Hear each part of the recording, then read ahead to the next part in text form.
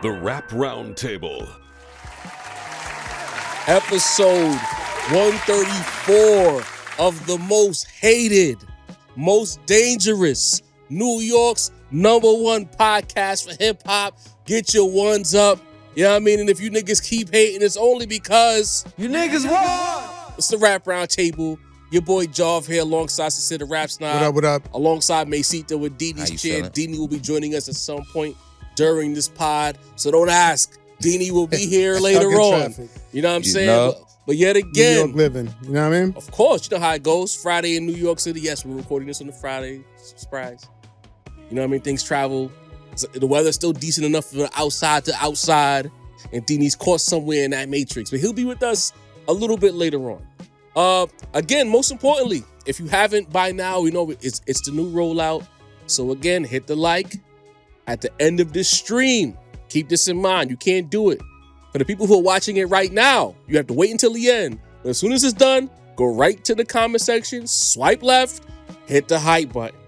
For the people who are not catching this stream live, as you pull up, stop what you're doing, swipe left, hit the hype button. Talk about I have a question though. What's like how deep is this gonna go?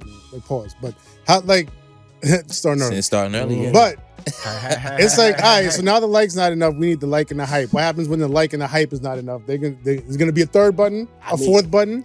The way Google, this is gonna be a fucking rabbit hole. Yeah. They whipping work. You know what I mean? The way Google is set up, they find new ways to change the argument. They tried to torpedo small because they didn't. Yeah. You know how you get an app or whatever, and they do the software update and they tell you what's new with it. Yeah. They wrote this shit out and didn't tell us anything. They don't tell you shit. They didn't say, hey, creators, encourage your subscribers to hit the hype so that you stay in the algorithm because you're a smaller channel. They really don't tell you shit, man. They just expect you to figure it out. And then I talked to Masito on the side because once I start, churning butter and trying to figure out what the fuck going on, I'm hitting Sin on the side, I'm hitting Mace on the side, I'm trying to figure this shit out. And they both get an algorithm that's crazy. Then Mace was like, I seen some shit where they rolled some shit out and they trying to kill small channels. I talked to Sin. Sin was like, yo, all the small channels, their numbers is a shot. I'm like, what the fuck going on? I looked across the board, man. Everybody's there. Yeah, man. Then I went and I did the Googles and I'm like, and then this guy, all the creators, all of the algorithm guys are like, oh yeah, by the way, they rolled out a new algorithm. This is what you have to do or you're fucked. Sheesh. That's basically what the conversation was. Right. If you don't do this, you're screwed. So hit the hype button. It's not available to everyone yet, but if it is, it's in the comment section. And then there's that. Yeah. Right. Yeah. Right. Bro. Get your shit together. It's like they're trying to Google. They're putting everybody in the Cobra clutch. So go to the comment area. It's not a button like you see with his like and share and all. It's not there. It's in the comment area, but you have to swipe left. Don't write a comment, swipe left, and it's gonna tell you, would you like to hype this video? Wow, you hit that and you do good. You know what I mean? A couple of our videos since we've started the call to action have been in the 100,000 hype points. Yeah. So thank you guys. Thank you, subscribers, for locking in the people who truly support us and they're not here for a certain thing. We love y'all. Right. And we kind of back in that range of our, right, the views that we expect to see. You know what I mean? Right. Because it was getting crazy out here. It was getting crazy. You know what I'm saying? And it wasn't like we did something to get canceled. It was just like one day you woke up and was like, wait a minute. And then more. I did notice as the rollout for the new thing was happening, they didn't tell us that more people kept saying over and over again, I'm not getting notified. I'm not getting notified. I'm not getting notified. Mm-hmm. That was the thing that got very loud in the last month. Now we know why they weren't getting notified. That's kind of crazy though. And remember that dude, I don't remember who it was, but remember like the number that he threw out in the kind like, oh yeah, that's talk a lot of shit for somebody that gets such and such amount of views.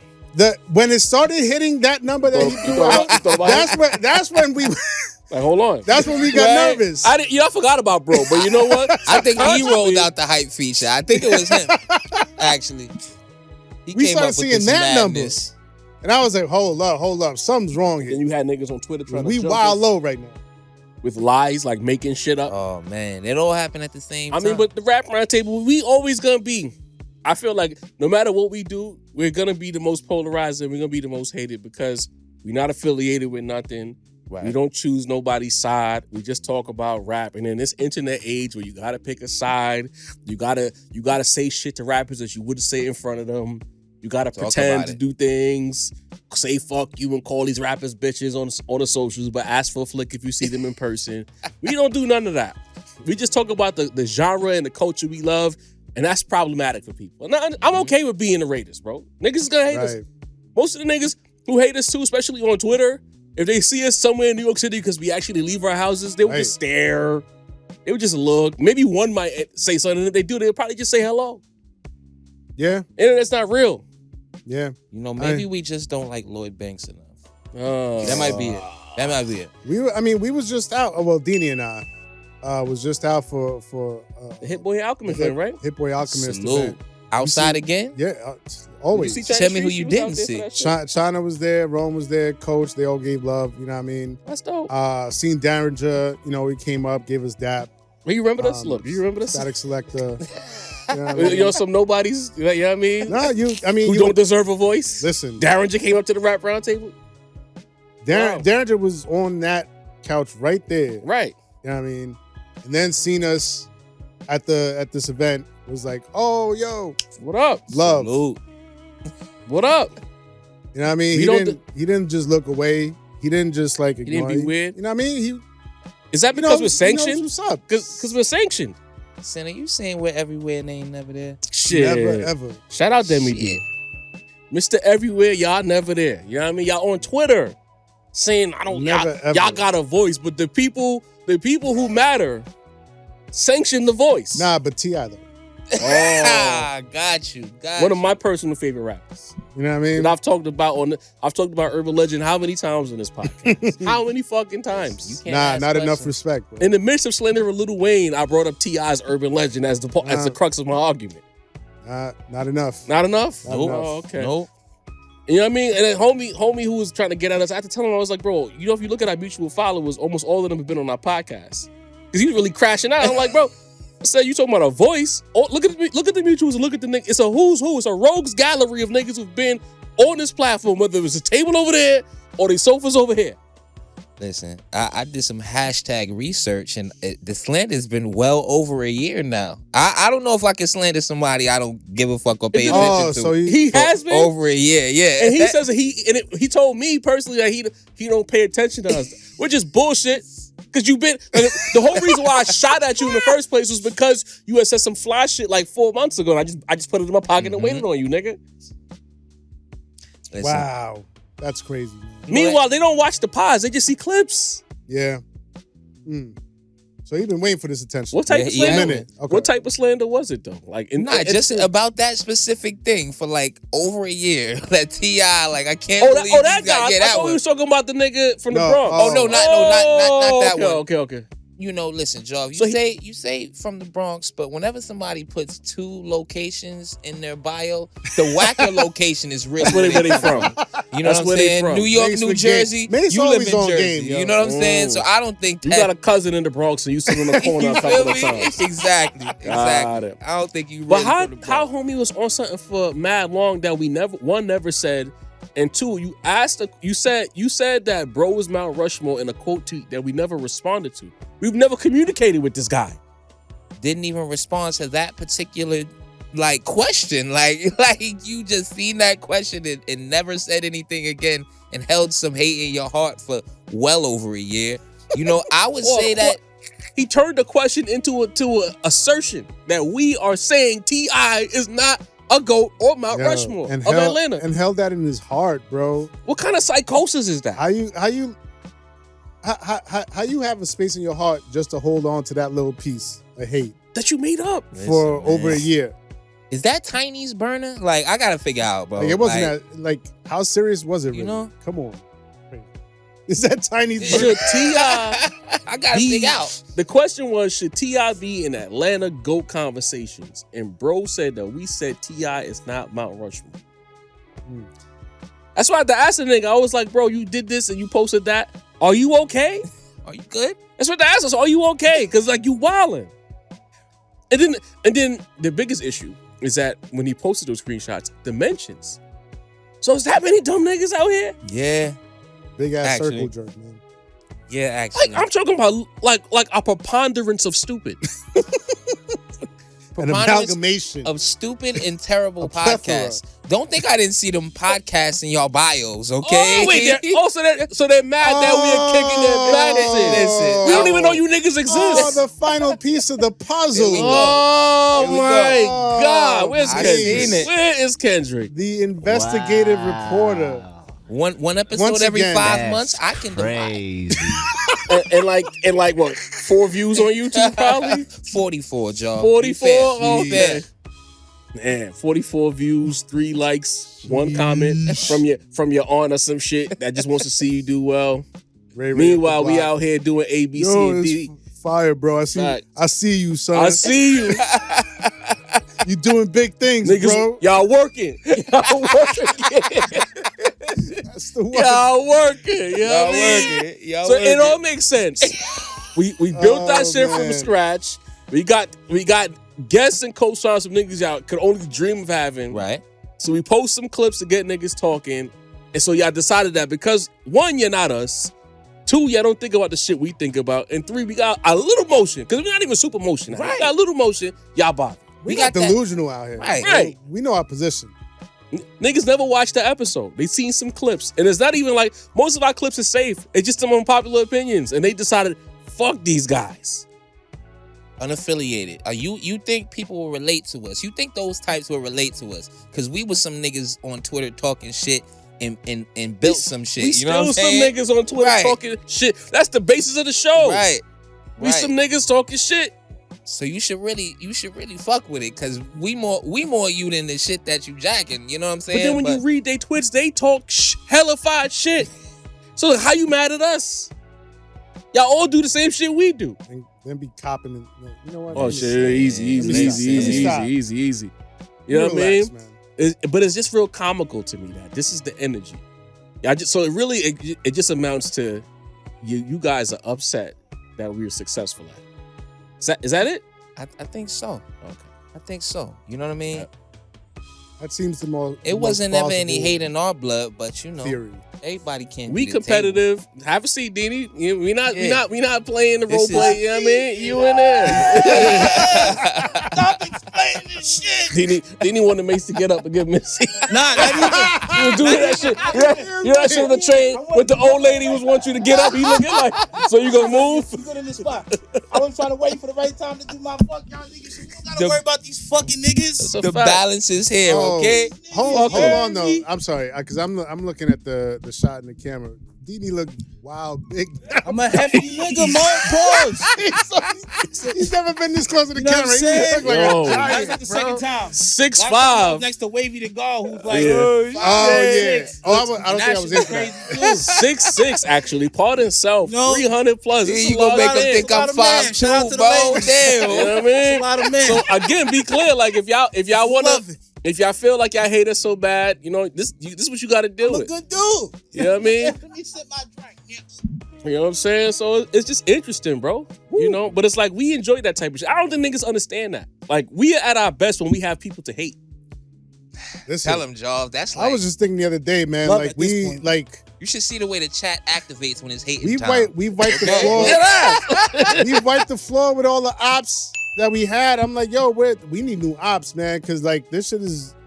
It just adds a level of fun, man. So Man. if y'all, if you want to make us your ops, Kicking it back, nothing too crazy. say Bro, less. Kick Nah, I a ain't gonna nigga front. I this could be much wrong. time. Less, But bro. bro said Fuck niggas. the nigga who was from Bronx in another area, you know what I Right. mean, said it's up for that podcast. But I think he deleted that too. Mm. Because I went back over there and I didn't see it. So it's like I think he figured out that it's like we're not gonna give you no shine on the pod. We're not gonna have no back and forth with niggas Right. on Twitter. You know what I mean? And I think also too, Alright. like it went from Alright, you niggas is pussy to him explaining himself as to what he does. It's like, Oh, do you even really hate us for real? Or is it just you hate the idea of us? Is that what it is? Mm. combination. You know what I mean? And the idea of us as rap fans who built the platform that niggas like and want to be on. My bad. I'm sorry. I thought we all loved New York My here. bad. Sorry So- to that man. Sorry to that man. But again, for the rest of you haters, man, get your You life niggas together. washed. Y'all niggas washed. Yeah. Get some decent fits. Yeah, buy a new Yankee. I've been wearing the same Yankee for 14 years. Shit, crumple. It's yeah. You see what we doing here? If know you what I mean? if you from So that's an immaculate fit. Man. Appreciate If you, you're man. from New York City, the Macy's on 34th is right there. Go to the polo section for the low lovers. They have a vast array of low. Pretty nice section. I don't know if it's still lit. Low The for rugby the store low. is still over by Union Square. If you, or you know what I mean? Is it a polo store by Union Square Got the somewhere? Polo Mansion in the 50s, though. There you go. The mansion. If y'all love low Save so your much, paycheck. Right? you know what I'm saying? Just lock in. When it's your birthday, treat yourself. Facts. Facts. That You shirt know what I Sin is mean? wearing is not for minimum wage workers. You heard? Come out the basement. Please. Find you a lady. Because again, like I said that last time, a lot of y'all just need a woman in your life. You That would help. You find some ass to rub, some tetones to rub, you know what I mean? Go on some dates. Have her make you feel like you somebody. That'll change your whole perspective. A lot of y'all don't get attention from women. Y'all incels in a lot of ways. Yeah, but y'all don't They want to left- be incels. Right. Yo, even right. if they left the basement never left them. Yo. So, Even It is what it is, even man. Tigger had ladies in the basement. That's a fact. You feel me? Shit. You know what I mean? shit. So, come on, guys. Episode 134 of the Rap Round Table.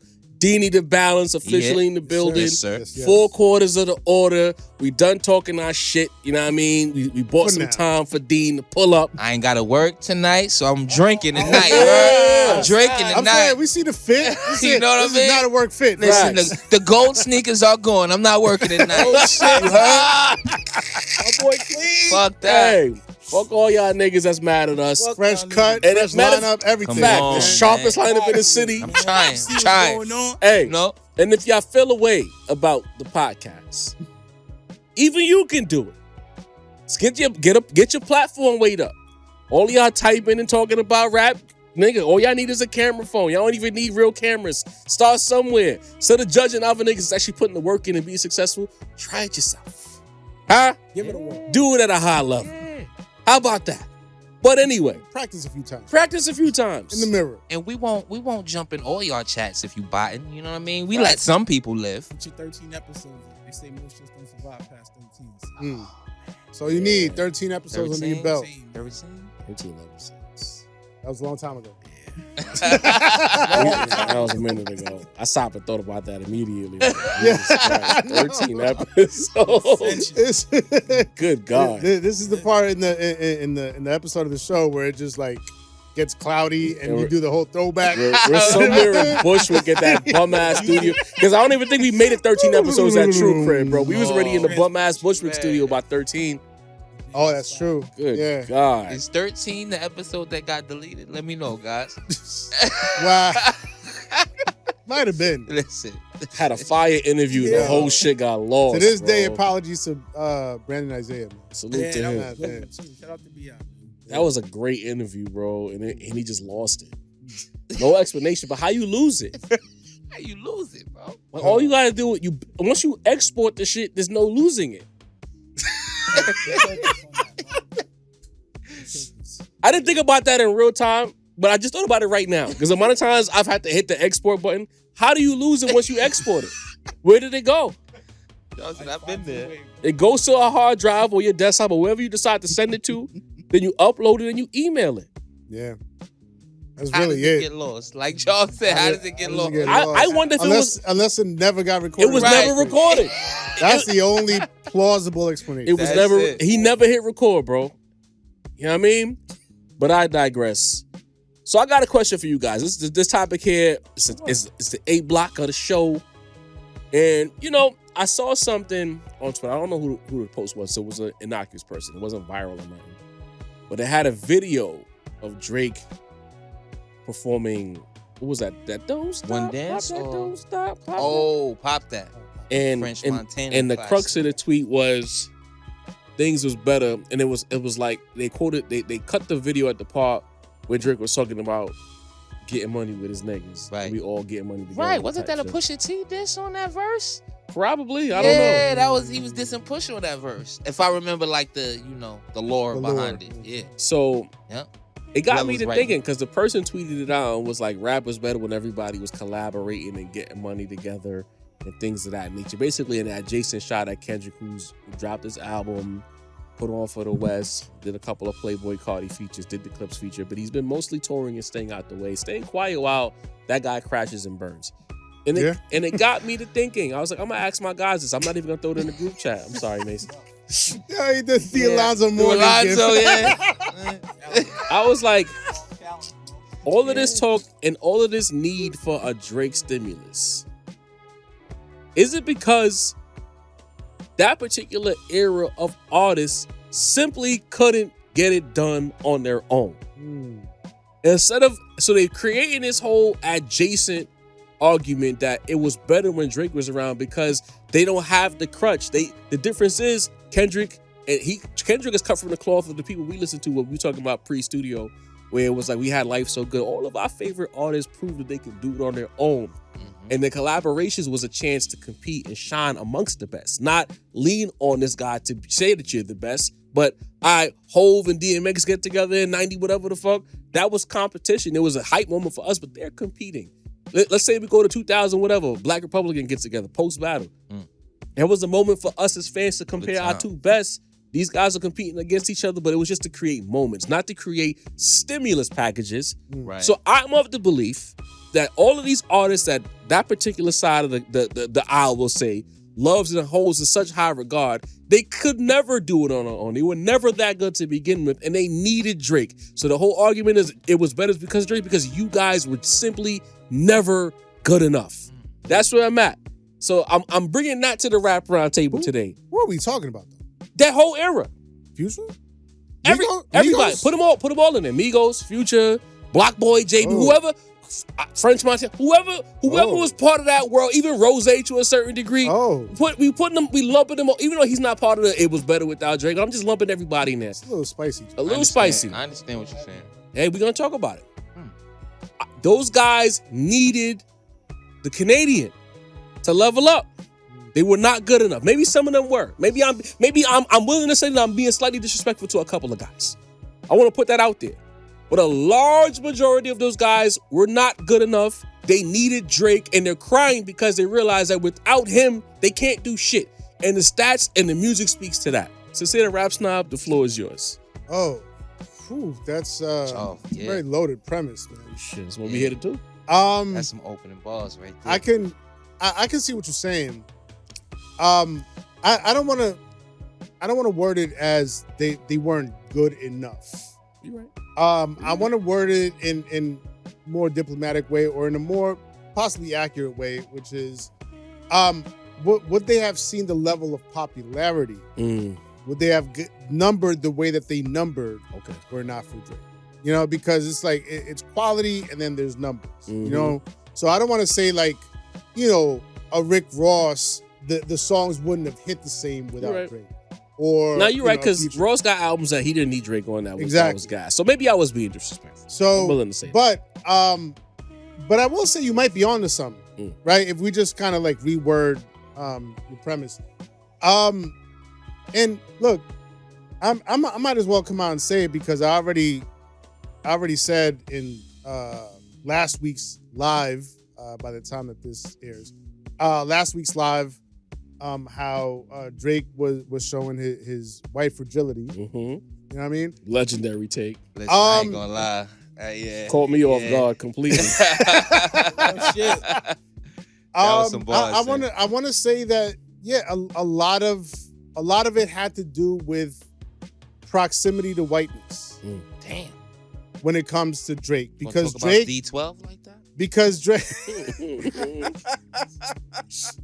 Shouts to Bizarre. Look, we all know what whiteness did for Eminem, and I want to say that Drake's success. Not to say that he didn't make great songs, that he can't rap, that he didn't he definitely cornered every corner of the market. Right. You know what I mean?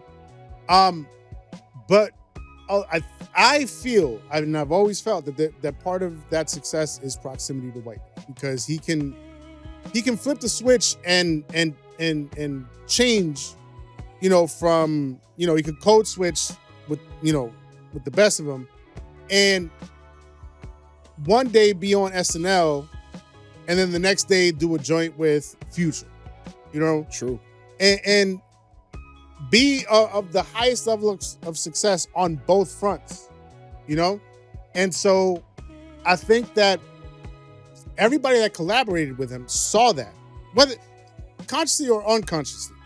They saw that and said, you know what, we're gonna ride on this wag. Pause. Sim been going crazy before We're you gonna- even got here, bro. We're gonna jump on this bandwagon. 2 flags before you even got here. You know what I mean? Where and let it take us where it's gonna take us, because, you know, I don't think everybody is able to really break shit down in terms of what was Drake's secret weapon, what was his secret recipe or his secret sauce or whatever. They just saw that something special was going on with him. Something very successful was going on with him. And it was like, yo, if you want to collaborate with us, who am I to say no? Like, I'm gonna jump on that bandwagon. Right. And I'm gonna go, you know? And it, you know, it was very, very lucrative for a lot of people. But like, I think in all of that was, again, Drake's proximity to whiteness, being an artist that can talk to us, but then also be safe for them, you know? And them, they over there, they sensed that safeness. They were like, oh, he sounds like those people over there, but something about it feels a little bit safer. Something about it feels a little less threatening, you know? And that, you know, that walking of that tightrope was Drake's superpower, and everybody that collaborated with him was able to take advantage of that superpower, you know? And, you know, I don't blame him. At the end of the day, I really don't. If they didn't see it, then I don't blame them. There's some people that saw it. Kendrick. And, you know, we saw what he did. He was like, no, fuck this bullshit. Like, I see through the entire mirage, right? But if you didn't see it, or if you don't want to sit down to like even try to see it, and you're just, you know, worried about like how much money this can make you, you know. But that's what I'm saying. It's like they worrying about the bottom line, because Drake, the stimulus is real. We're not even here to argue that. But if for you to be the lofty individual you fashion yourself to be as an artist, all these guys have delusions of grandeur. That's a good thing. That's a good trait to have. Sure. You got to be delusional in order to get to your highest height, personally. But if you need him, all right, he's out of the way right now. He's bad money, as I like to say, right now. You keep screaming, it's better, it's better, it's better, it's better. Nigga, make a record. You leaning on this guy. Go make a record. That's why I feel like I'm looking at that whole landscape, let's say from 2015 through 2024, in that particular time window.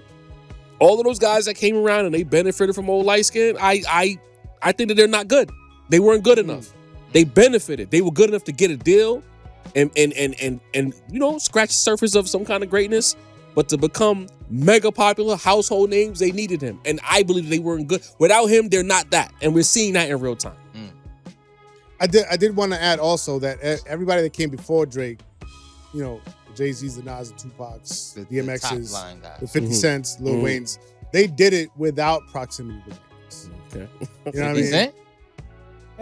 Well, okay, all right. No, you got that one. All right, you got that one. That's my guy. You That's got- my you guy. got that That's one. my guy. But You got that one. You got that but one. everybody else, I give you that. Because I give you that. sadly, our people weren't trying to work with 50. You know what I mean? It is Talk what it about is. it. Talk about it.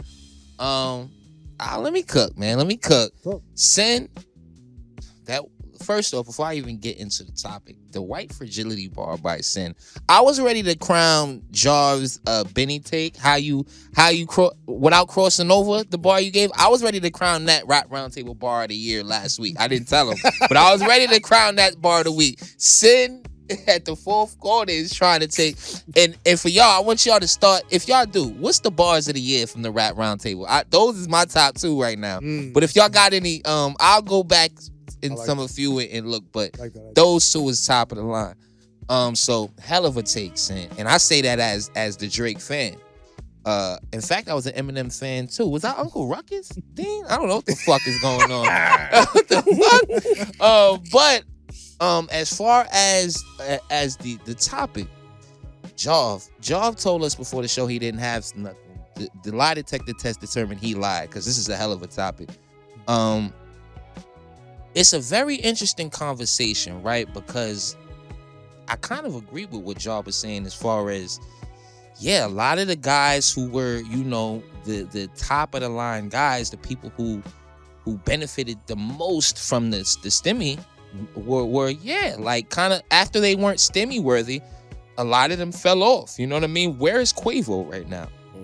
So that is a very interesting take. I will say this though. The game usually mirrors, in my opinion, whoever's in front of the game, right? We spoke about 50. When 50 was in front of the game, everybody started nonsense beefs. Everybody started dissing each other for no reason. Everybody, that was what 50 did, and so the game followed suit. When Kanye was in charge of the game, the musicality took a leap, right? You mentioned Ross. Think about everybody's music when Kanye was in charge of the game. Think about Ross's music. Think about Jay-Z's music. Think about Drake's music. The musicality of it, the effort, the thought that was put into it. You know what I mean? So when Drake was in charge of the game, the law of the land was hits. And that's what everybody wanted. They wanted the big records. They wanted to be in the clubs. They wanted, the numbers behind it. And it's very interesting, much like Sino like this bar, much like the government, they made you over-rely on them. You know what I'm saying? Much like, almost like a welfare type of situation. Like, we gonna give you just enough, you know what I'm saying? But not enough to really succeed on your own. You feel what I'm saying? So that's kind of how the game went when Drake was in charge. You know what I mean? I enjoyed it. I love 808s, D. To be honest, it seems like that was the case, right? And now we have as 2T's calls it, the dot era. I get upset every time I see that on tweets. You know what I mean? I've searched dot era on Twitter and blocked everyone who What's tweeted up with him on Twitter? He's under the podcast they have. He's on that now. I think his account itself got banned, but if you ever see him, he liked a couple of my tweets. It's The bigger still there. picture. No, He can't get into it though. Yeah, he can't get into it. I seen it on a bigger picture. So if you ever see the bigger picture tweeting, he follows all of us. Yeah. If you ever see the bigger picture tweeting, that is 2T's now. I wonder what happened with his page. He hasn't revealed it yet. Exactly. So I'm very interested in too. Is that OVO chicanery? Age will make you forget a past. You know what I mean? Don't fuck with the 2T's. We get you, bro. I'm talking shit like I'm not that far off. I'm still talking shit. Fuck it. But so now that we're in the what 2T's calls the dot era, what is the thing that is gonna make you stand out? Is good raps, it's good music, it's high quality. You know what I mean? Like the numbers are the numbers. If you feel like the numbers are decreasing, which if you look at them, they are. You know what I mean? Yeah, the numbers are decreasing, but to a man, we've all said the quality has gotten better. We've all saying that people are putting heavy thought into their music, into their lyrics, into the concepts, into their almost their mission statement as artists. You know what I mean? That's what Kendrick's emergence is causing the artists around him to do. So yeah, Jav, while I do agree, a lot of the guys, that blew up during Drake's reign were, a little mid, you know what I mean? I like Trippie Redd sometimes, but I get it. He mumbles a lot. You know what I'm saying? It's very, I'm playing Xbox music. So yeah, Jav, I gotta give you credit on that. It seems like, it's not nothing to disagree on opinion wise when you can see it in real time, right? I can't really debate you on that. I think you're cooking with that one. A lot of those guys who became household names via Aubrey and they're looking at the landscape, even academics, being a Drake fan benefited. Ak is self-sustained now, but he would prefer a world where Drake is the top of the food chain to making music. All of these guys would prefer it because they weren't good enough to do it on their own, bro. That's really all I'm saying. And if y'all disagree, prove me wrong. This is a stolen bar from the NFR podcast. You know what I mean? White guy lover again. Damn it. This is the bar from the NFR podcast where it's like, why is it that every artist in that lane has dropped their worst album recently? Young Thug, Gunna, like everybody on that wave has recently dropped their worst album, bro. So it's like, it's very telling. Okay. Deanie the Balance, your thoughts? A lot of truth from all three of y'all niggas. What I'll say is this. Drake, say what you want about him, but when you achieve that level, you know what I'm saying, you kind of, it's only right to, pass the Stimmy on. You get what I'm saying? Like whether if it was just For sure. I like this nigga's song, I want to get on the song and be a part of the song, or the whole culture vulture shit, like kind of like you donate money but you claim the money back. You know what I'm saying? You still giving the You money. doing it as a tax Somebody write-off. benefiting, but you getting your cut. You get what I'm saying? I think it's in the sense of I can't say absolutely yes, because there are a small slew of guys that I do believe the Weeknd still would have been the Weeknd. You know what I'm saying? The talent is just absolutely. the talent is just too crazy. House of Balloons Come mixtape on, series, bro. like that trilogy, like it just sometimes Insane. you need someone to Yeah. just put the eyes on you. If anything, that was the Stimmy. But notice he got the fuck out of there and stood on Yeah, his own. Because he got Yeah. a lot of shit taken. I'm saying a lot of his music became the Stimmy for Drake, and that's what I'm saying. Because he had the talent. Take Care was essentially a Weeknd album, essentially. All those great hooks. It's a Weeknd.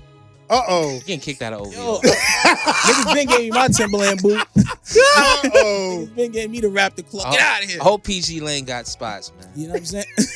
I ain't going over there either. But yeah. So wait, the one album that people say is a classic Drake album, No, well, I think the you're giving Weeknd that credit. He wrote like 8 or 10 songs or like the Weeknd, like, and I fuck with him. This is when I was, You saying the Weeknd was QM 2.0? Right, my nigga, like, Oh. I was this Man. back 1.0. before the Weeknd went left. I was fucking with the Weeknd crazy. I went to at least 6 weekends. When you say went left, what you mean? Wait. When before left? his popularity that everyone loves, Mm. I'm not the biggest fan of that type of singing from him. You know what I I'm saying? can't You got feel too my pop for face you? when Yeah, I'm with yeah, I you. was- You don't like that You shit? still went to the shows. No, but I was going to You the went drug to and those do shows. Oh, okay. Yeah, you know what I'm saying? Niggas fried every day. Oh, you want the degenerate Weeknd? Yeah, that's what he wants. Some type of drug. Which is his MO at the time. Yeah. I was fucking with that shit heavy. You know, but I just feel like You was sometimes in a dark place, Dina? You was all right? my weed is. I stay with my weed, bro. Everything else can Seemed stay like you over was in there. a dark place during It that was- time. Low key. I was going through some Hoes shit. and I drugs? was going through some shit. And weekend shows. Word. You ever been to a weekend show? Gang, you good? Like, You ever been to a weekend show? nah. Never, It's not my bro. cup of tea. Nah, it'll be a cup of tea if you think a Drake show. It was basically a Drake show on steroids. Nah, Back but when you said hoes and drugs. Like, we trying was to his we trying to have an I've been to intervention Drake right now. shows. There was no drugs. Trilogy is essentially a hoes and drug album. House of Balloons, Yeah. all that shit. We was going through a bad breakup at that time or something. Great, man. You know. But yeah, I Oh just feel man, like the therapeutic round table. Word. even in our like shout out to niggas like the Company Man. Shout out to niggas like GCN. my nigga I'm forgetting right now. Kurt King? Curtis. Shout out to Kurt from the West. G Malone, like niggas who already have like high platforms, but they have thousands and dozens of hundreds of thousands of people. Mhm. You know what I'm saying? They say those dudes, they got something cooking over there. I want to have a build with them. I don't feel like they doing that on some sucker shit. I just think they like, yo, I like the energy from these niggas. I They wanna don't have gain a nothing build. from talking to us. You know what I mean? Exactly. And what Because did we're some Drake, good guys. what did Drake essentially gain from jumping on like Versace? You know, like it wasn't gonna make him no bigger. I disagree with that. That's, At the I time- think, where- Y'all want to argue for a second? I mean, it made the Migos household names. for sure. And I know you shit on But- Quavo a second ago, but that shit carried for years. But Drake wanted that Years. energy. Oh, hip hop don't love me. I'm a force my way in this way. Some niggas is energy siphoners that way. You know, but He- everybody in the industry is an energy siphon. They call different people to hang with different people, get I- different vibes, different energy. Y'all niggas know that I see, energy. I see that. I Yeah. see what you're saying. Yeah. However, I'm not trying to shoot bail to If them. I- I just if- don't want to be. One day we're gonna be those niggas who shine the light. if I don't want niggas if I looking at can- us like that. if I can Fair retort, please. Hook. So in recent years, myself and a lot of other people have been saying that Drake is creatively bankrupt. Like he just does. He's out of ideas. He's out of sounds. He's out of innovation. Smoked. You know what I mean? My theory is that he was creatively bankrupt before we started noticing, and he was siphoning creativity from everybody that he collaborated with, Mhm. right? The Migos, Future, Ross, whoever, Lil Baby, right? Until he just, yeah. I'm trying to figure out a Like you better saying, you felt like way he- to say it. You felt like he without benefited it being from their acceptance? without it being pause worthy. Okay. But he basically I don't want to say he get sucked the them dry. thesaurus. Just say it. Suck them dry is crazy. But he went to that well entirely too many times. Yeah. Oh, right? man. To the point where like He there went was where? nothing else that he could siphon. Now those artists are also not as creative as they once were. And now he's burned so many bridges at this point that there's no other bridge for him to go to try to siphon some new creative energy. That's a fact. And again, it speaks to ability because that's really what I'm challenging him. Deanie, were you done with your point? I don't want to but step on you. that's all I'm saying is, what we could kick the back in, but that light, there was some benefits to that light. Those people look at Future. sure. Now. You know what I'm It saying? was a transactional It was thing. mutually It was beneficial. very It was transactional. absolutely. Yes. Multi-tier transaction. It was. But I feel like Future benefited more from the transaction. There's Future before Drake and Future after Drake, for sure. Okay. Yes. But DS2 was going to be DS2 with or without question. Drake.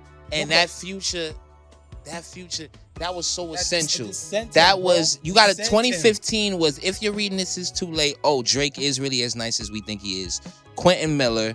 Oh, what the fuck is going on? Meek Mill.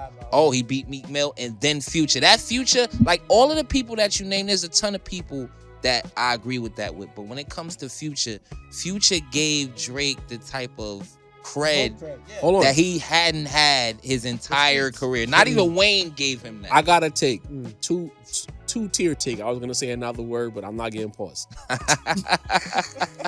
I think in a Dave lot Dash of ways... turn this episode off. Yo, listen. I think that What a Time to Be Alive was everything Best of Both Worlds was supposed to be. Two guys, Okay.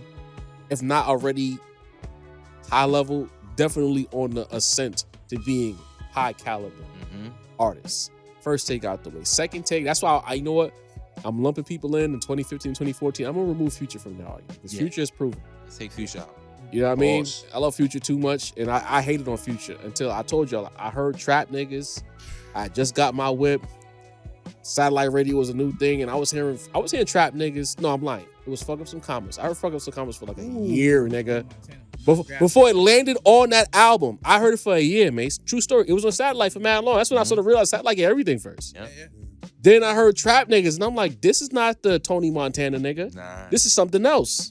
You know what I Yeah. mean? Because I had wrote Future, early Future, I wrote him off. Mhm. Even I was on fucking some comments. That shit It was hard. Crazy. Racks on racks on racks. Future didn't do it for y'all. At all. I was very angry at music at that time. So I'll admit that I didn't give it a chance. Maybe now in my more reasonable stage, I might like those songs. But in real time, ultra New York nigga trying to get into the music industry myself, fuck all those records. If it sounded like some fucking ringtone, it sounded too close to being ringtone or jingle rap, I ain't want nothing to do with it. But the second point I wanted to make is, the more you go back to What a Time to Be Alive, that might have been the first truly momentous siphoning Drake thing. Because I don't think Future played an away game on What a Time to Be Alive. That was a Future album. That was a Future album. And that was the first time Drake Yeah. realized that I could go here and get all the cred while stealing sauce. You know what I mean? So maybe. I think that was the first time that somebody else was the 60-40 in the 60-40. But he's Yeah. Drake, so it'll always be 60-40 Drake. Mhm. It's like boxing. He's the A side. You know what I mean? Right. So, all right. So Future, I'll be respectful. Yes. But what I was gonna say before is that I feel like what is showing, and for the people who I need Drake, this is not even a Drake slander segment. Drake, he is what he is, right? Well, he was what he was, because we don't know what he is anymore, right? It's separating the guys who are good enough, in my opinion. I don't speak for the table. This is me. That are good enough from the guys who need to be carried. You got your Kobe's and you got your Smushes, you got your Lamar's. I feel like there was a lot of Lamar Odoms running around like they was Kobe because for motherfucking Drake. Because think about, we could use Young Thug as an example. Young Thug, some of his music. What is the one song by Young Thug that's just Young Thug that he wasn't around, something that made it work even more so? What is the biggest solo Young Thug record? Send you out of this conversation. What is the one song with nobody on there? Best friend. Best friend. Halftime. Halftime, I can't even reference. I'm gonna be honest with you. I can't reference halftime. But you know all them songs he did with other niggas though. I do. Right off you, from his entry point. The shit with T.I. was crazy. With Okay. Boosie, Okay. Check. Mm-hmm. All them shit like. Mm-hmm. lot of shit with Gunna. It's with tough. Gunna. That's my point. Stoner, good call. You had- Six you man in You here. had the rich homie Quan era. Whether is he not Cash Money or not? But you had the rich gang era essentially. You know what I'm saying? But then you look at a guy like Gunna. Gunna's good, showing you I'm good enough, even with snitching allegations. I'm good enough to stand on my own, to carry and control my little corner of the culture. Meanwhile, this guy is over here spiraling. Little baby without a stimulus or a guy good enough to carry. The fucking table has a shaky leg. You know what I'm saying? A lot of these guys are showing you in real time that they're not good enough without stimulus packages. The guys that are good enough are just making records and they're going about their business. 21's gonna come back outside. He don't need nobody. He's gonna make records and go about his business. You know what I'm saying? So it's very noticeable. I'm seeing, or as they say on Twitter, I'm noticing that a lot of the guys who miss Aubrey's because they can't do it on their own. And we're seeing a change. And one thing I also noticed, so we're gonna make it about Atlanta specifically. Atlanta going back to the basics with the sounds. Granted, Metro's not from Atlanta, but that album that people were mad about, that What We Doing or whatever that shit is, that song Take Me Through That? Take Me Through That. Yeah, that shit going right now. I ain't gonna lie. That's not my favorite song on the album. But it goes though. It's going. Jermaine Dupri has a record I'm hearing on Satellite right now that sound like early Atlanta. Getting back to basics. JD? Yeah. I like He ripping that. some shit right now. I'm like gonna find that. the record. I'm gonna throw it in the group chat. It's been getting spins on Satellite all week this week. And it's not trappy. It's basically that Atlanta sound, not futuristic, but whatever that Atlanta sound was right before the futuristic era. Like they getting back to basics in Atlanta. The Young Dro, T.I. vibes. YFL Lucci is Yeah. home. He has 2 records in rotation right now. Or he came home and he got right back to work. So Right. sonically, Atlanta's getting back to basics. So now you're gonna see another shift. Because once they get back to having fun, not trying to be ultra tough guys and shit, that's gonna shake out a lot of other people who can't stand in that realm. This is very interesting that JD is doing that, coming off the heels of what Metro just did sonically for that city.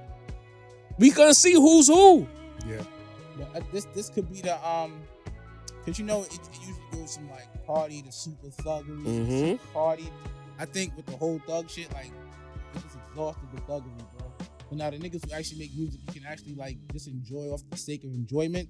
It's the perfect time for them to come back out. Like a 21. I mean, yeah, but JD. I don't think people understand them jail calls are really damaging. They trying to pretend it's not, but it really It killed. severed The a lot of aesthetic ties, is gone, bro. Swag Chatty is Patty different. vibes. And then the pod interview behind that was supposed to clean it up.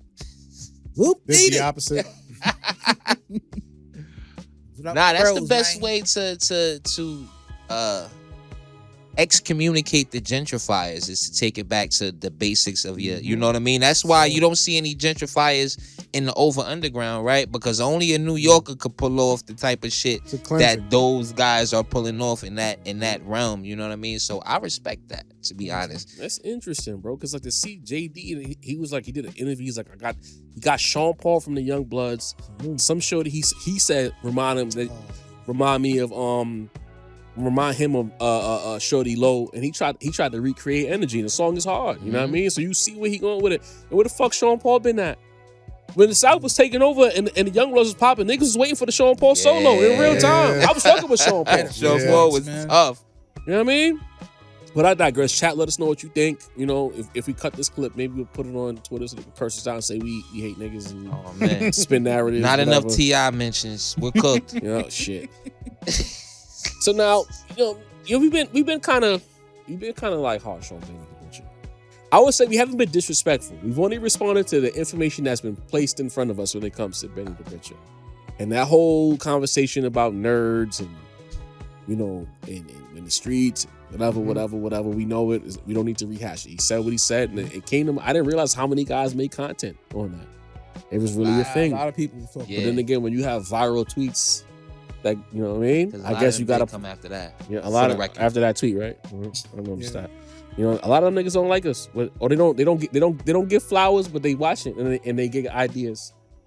You know, I How about that? even the I guys at the peep top, influential. because even like the guy you was on the panel with who refused to say your name at any point during that conversation. I don't know if you peeped it, but I he didn't not peep once it. said he didn't want to say your name. He didn't want to address you directly. Like I thought it was. Interesting. It was kind of bitchy. I ain't gonna front. Like, you know, I didn't like that because it's like I don't like catty energy because you wasn't on bully. You wasn't on no bozo time. Come on. You know what I'm saying? But I noticed the energy is all I'm saying. Even he made some content I was watching about it. I peep everything, people. If y'all know by now, I peep everything. I might not speak on it right away, but I see everything. You know what I mean? I don't peep quite as much, so just let me know after. Yeah. Let niggas know on the back end. It was when he made the All-Star game. But you probably No, I remember that. Oh, okay. I just don't know. There was a exactly gentleman who refused to say his name or directly address him. He was addressing his points, but he never directly addressed him. Okay. Say that. Yeah. You know what I'm talking about. Yeah. All right. And the ambush, because he wasn't listed. Exactly. Okay. That's why I knew it. I knew it. So Group chat told him not to engage. engage, nigga. What you there for? You know what I'm saying? So Benny the Butcher made that comment, and it got me to wondering. It's like maybe, there are a lot of nerds in the culture, and we've come across some real dork ass niggas. You know what I'm saying? Like, I'm a proud nerd, but I'm not a dork. To me, dorks, that's a different tier. You know what I mean? That is a different tier. Dorks, and then you get into the dweeb zone. It's shaky out here. You know what I mean? I'm a proud nerd, but I was like, maybe Benny has a point to a certain degree. Maybe we need to balance out the nerds with some type of street element. So again, I come to the rap roundtable with a question. You know, does the rap need the streets a little bit more? Is it too digital? Is it too many niggas hiding behind anime avatars, getting their feelings off, or guys with like 40 different accounts, finding 40 different ways to be disrespectful? Because when you outside and you're touching the public, there's no avatars. Touching the public is not. It's not a pause. It was almost there. Well, Isn't Ruby Rose part of the public? Right. I didn't say touching guys. The public. You know what? See how niggas work? Hey. Yeah. I tried. Yeah. That's a personal foul on me. I'm in foul trouble. You know what I mean? Do we need some more street element to kind of cleanse? Because to me, like, there's a lot of problematic people who say a lot of wild shit about rappers. Like I said at the top of the episode, they'll say wild shit, but then they'll not say it in person. They'll see that rapper and either stay quiet and stare from afar, or they'll ask for a flee. So do we need a little more street element to get rid of the cowardice and the weird nerd energy? Do you need to balance? I'll start with you with this one. I don't think it's necessarily the street element.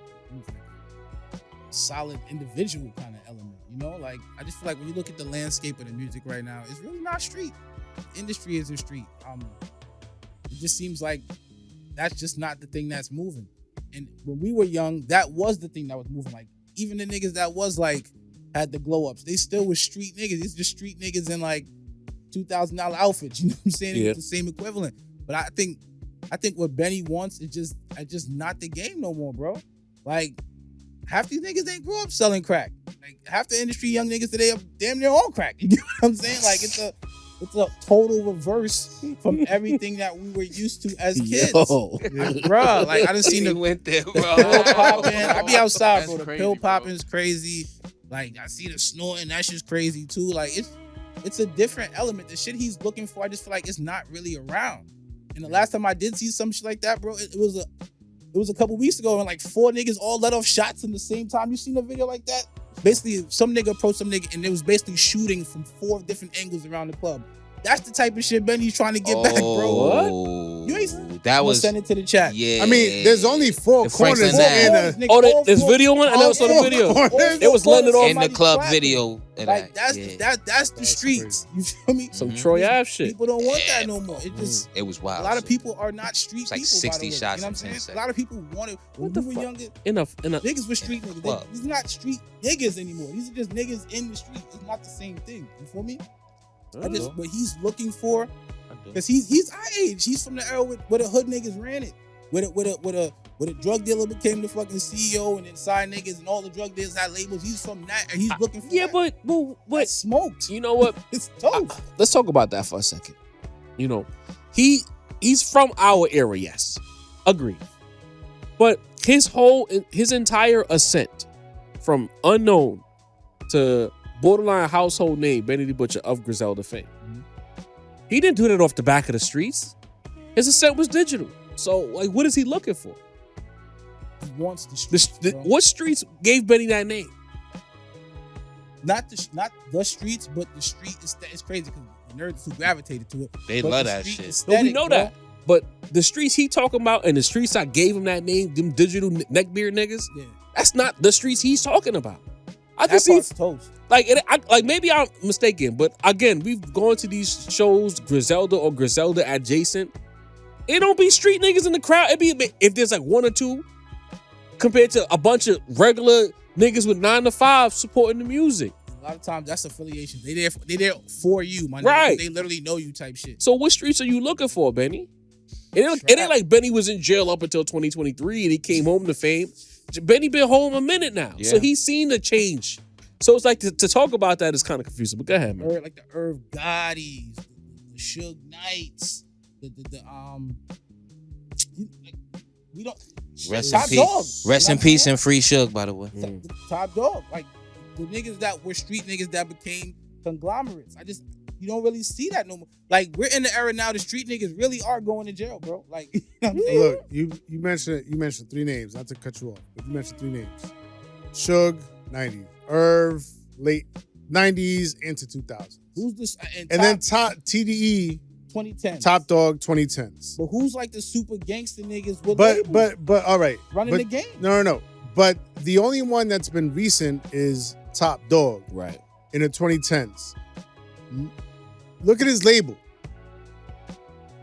Kendrick, Schoolboy, Solo, J-Rock, the Vaughn, like That was a breach. yeah, but these aren't. It's not Dante necessarily would be a great there's one.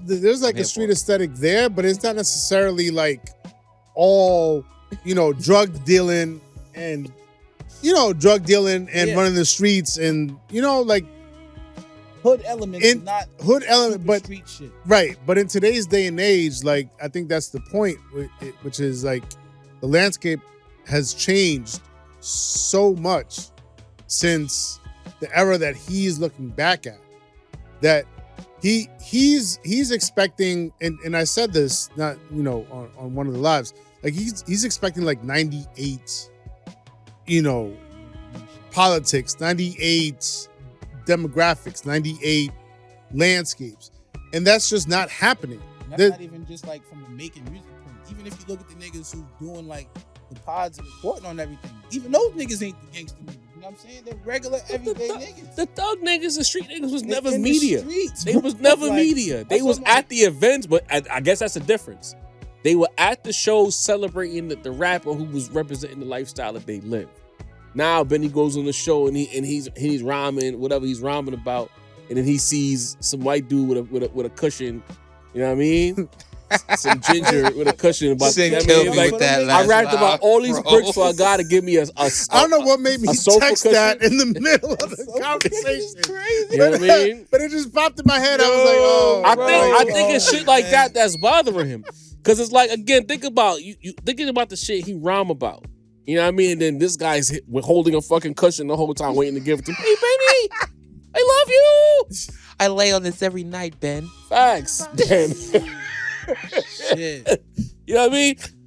Whereas 20, 30 years ago, Benny the Butcher would have a room, like it'll be women there too. Don't get it twisted. But the niggas in there would be street niggas. They would be at these shows. It'd be niggas from various boroughs, might be brawls and melees because niggas is from different hoods and different boroughs and shit like that. Now it's a very tame environment. Very tame, But at the bro. same time, he wouldn't have been making as much money. That's the thing. Hip hop has become such a business, so corporate, wasn't it? They probably Morgan Wallen and Taylor Swift outside, so probably not right now. But it was for years the top selling genre in music. You know what I mean? It is too corporatized. You know what I mean? And at the same time, I feel like Benny misses the, I guess, now forgotten era of maybe like 2018 and 2021. Yeah. But you don't know why he forgot about it? Because King Von is dead. Pop Smoke is dead. Young Dolph is dead. Pooh Shiesty just got out of Just came prison. home. we did have a resurgent street era to the music, to the culture, and everybody died.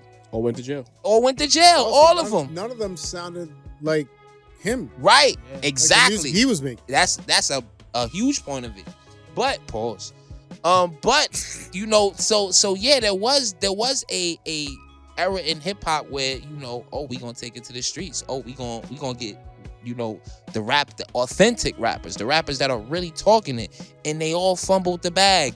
You know what I'm saying? From Bobby Shmurda to you know what I mean, on all the way the line down, all of them, seemingly all of them fucked up the bag. Now Benny and you know, Griselda were in their late 30s, 40s. So they could have the maturity to be like, okay, we can rap a certain way, we can live a certain way, but we're not gonna take it to that level.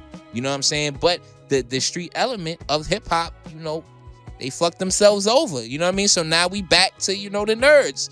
You know, so I feel like Benny is, you know, I don't know if he just doesn't remember that, because he was, you know, pull up, you know, there's pictures of Benny with these guys. Benny used to talk about how he liked these guys' music. Like, you know, even down to his record, he was trying to get, you know, songs with the modern street rappers. You know what I mean? Don't he got songs with Babyface Ray and a couple of guys that are out right now that are making street music. But they fucked up. They couldn't do it. Another missing thing is that, you know, we keep talking about, you know, Benny's era, our era, the old era. The thing about our era is that when you talk about street, it don't necessarily mean bully, you know, shoot 'em up, street energy. Like, you know, Biz Markie was from the streets. Like there was an era where Brand Nubian was from the streets. Talib Kweli is from the streets. Common is from the streets. Like the era that, you know, that era, everybody was from the streets, but they didn't necessarily, that wasn't the point of view of their music. It's not even like you know what? Common to probably slap the shit out of a nigga. You know what I mean? Lupe was getting indicted for weight. You know what I'm saying? Gangsters, like, when I say that, a lot of times it's like unbridled, like masculinity. Bro. Like, I don't give a fuck, I'm taking over type. You mean ignorance? Okay, yeah. Cause I mean, that's part of it, yeah, though. it is. And that's never gonna last. That's never gonna last. Another thing is, the curtain is pulled back now. Right. The internet, bro. We see niggas real lives now. You know what I'm saying? Right. But I think there's a level. That's true. Like that I got you, Sin, because I'm gonna forget. Mace made that point about, like, guys in the street. You know, I think maybe Benny, he's a great writer, but it's so interesting. Like, when Benny has time to write his thoughts down, really good.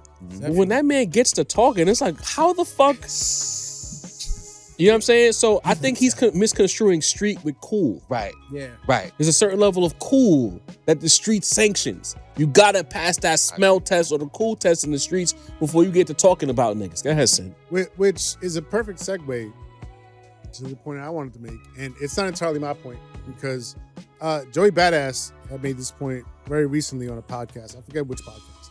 But all rappers are nerds.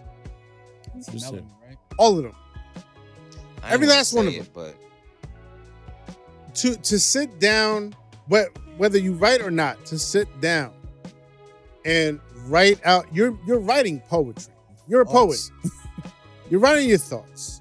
You're opening up, you know, with your memories, your dreams, your aspirations, you know, your innermost demons, and you're putting them down on paper. You're basically journaling. You know what I mean? Never heard a nigga break it down like that, bro. You're basically journaling. You're scribbling your journal and written your life, bro. What the fuck are we doing? Scribbling your notepad and created Let me your cook. life. Let me I cook. showed you your Are you first on fire, text. son? Cyclops I'm a cooking tall, today, large bro. professor. Let me cook. Let me cook. Do your Even thing. if you don't read, if you don't write your shit, you know what I mean? You're mentally, you're memorizing poetry that you're making up in your head. You know what type of what level of nerdetry that is? Heavy. That is heavy Nerdetry? That's the type, bro. It's cynicism. That's the type of shit. Look, the same mind that Hove has, that Jay has for memorizing rhymes, and that Big had for memorizing rhymes, is the same mind that a chess player has for memorizing every move. Like a chess master. that has to memorize every move to combat, their opponent. That's the same type of mind to try to memorize an entire song, 3 verses, 16 bars at a time, and you just sit there and like I've heard this story so many times with Jay-Z. People that collaborate with Jay-Z just sits there and they're and the next thing you know, he has a whole fucking song in his mind. Yep. That's gifted shit. That's nerd shit. You know what I mean? It just so happens that they came from the streets. And at one point, there was no separating them. There was no separating them. Because these are people that before that didn't have any other outlet besides rapping, MCing, coming up with rhymes, writing rhymes, letting out their demons, writing poetry, putting it to track, and making hits, making art, making timeless, even production. You ever try to timeless program an art, MPC, bro? Nigga. Shit that ends up in the fucking the Library of Congress years later. But at one point there was no separate. There was nothing there to separate those two elements. Today, it's a lot different, But I feel like the shit that Benny is looking for is, unfortunately, a bygone era, where you can come up from the street and be a real street dude, but put that street element, that like legitimate street energy, the drug dealing, the shootouts, all of that, everything that you either partook in or witnessed, and put it into art and give it to the public. But that doesn't really happen anymore unless, let's be honest, the drill shit. Yeah. That's really the but if you're not doing drill, what are you doing? Right. You want to be a 40-year-old making boom bap, but you're 40. You're not really in the streets no more. You know what I mean? The people that want to hear that music, I'm not in the streets. And I mean, not to say that I was ever in the streets. I was always a sidewalk dude. I won't say what they're getting, Dean. Let's say 40 and well off, because I know some 40. Let's say 40 and doing well in life. You know what I'm saying? You're successful, bro. All right, but the 40-year-olds that that's in the streets, what are they listening to? Street shit? Street shit? Yeah. Is it Benny? Some is like, what's my son name from Detroit?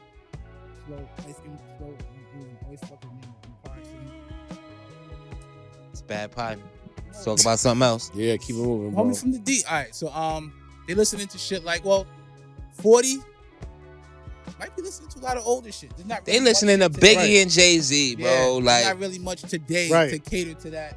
If you're not trying, if you're in that little box, you don't know how to spend your life. Right. So the problem with Benny is that Boldy James. Okay. He's not light skinned though. Benny's Boldy's my complexion, bro. He's he just, you know what I mean? And to be 40 and still have that urge to rap and write rhymes and make it sound good, make it sound cohesive. Benny, I'm sorry to tell you, but you're a nerd. You're a 40-year-old nerd. If you still want to rap at 40, if you still feel that strongly about rapping, not light skin, bro. But listen, he ain't much lighter. Benny, that's brown skin people get like the brown skin. I'm brown skin, so and how did Benny?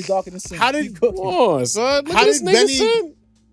That's not light. Come on, bro. Fuck out of here, dude. Light brown skin. Keep cooking. How did Benny get to this level of prominence? Through West Side Gun. But when you're saying nerd, an actual light skin. Hold on. Yeah. West Side Gun is like the biggest nerd in rap, bro.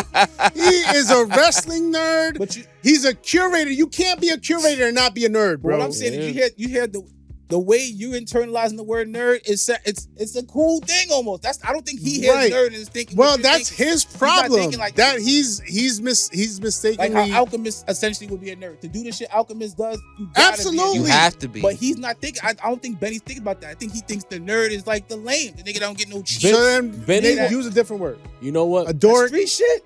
That's what we always call dweeb. nerds. Loser niggas. Yeah. You know what I'm saying?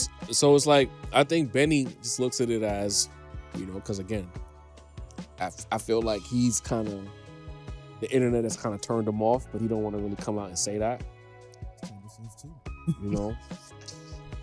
I think it's a situation where Benny, in a real world situation, it's two things. In a real world situation, a lot of these niggas who say whatever they say to Benny on the internet, he know for a fact, like, yo, these niggas would not talk to me like that in person.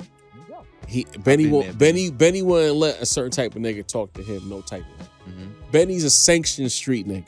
Like, he's certified in that. And I think he's looking for a world where there's people of his ilk, of his cloth, that he's talking to that could talk to him back. You know what I mean? And I talk back. You know what I mean? Yeah. To quote Benny himself. You know what I mean? So it's like, I see that situation, and I think it's like, he spent all these years ascending, chasing. Now he got the bag. I don't know if Benny the Butcher can go to McDonald's. He's not completely out of that McDonald's realm, because depending on where he is in America, he can go to McDonald's. But I think every major city in America, Benny the Butcher can go to McDonald's. And that's a big accomplishment. Every major market in America, Benny the Butcher can't go to McDonald's. That's how you know you made it. Right. You can't go to McDonald's. Maybe somewhere, that's a Jarvis. You know what I mean? Somewhere in Oklahoma, like Colorado, he could go to McDonald's. But Miami, New York, Philly, Los Angeles, Utah, he could go to McDonald's in Utah. But like all the big markets, he can't go. Right? And I think he's looking at it like, I did all of this work, right? He did all of this work, and he's looking around thinking he's motivating, because a lot of what he's talking about in the interviews, he want to motivate the other niggas who's just like him. And he's looking around and he's trying to find those guys. But then he got this some nigga saying some crazy shit to him on Twitter or Instagram, and it's like, bro, you never been outside, you never touched a vagina, you never did none of this. Who are you to talk to me like that? And if you got thousands on top of thousands of niggas doing this shit to you on the net, he probably looking at it like, yo, who are y'all? Y'all don't dictate shit. I did this and this. Y'all don't dictate shit. So how y'all get to tell me what I should do?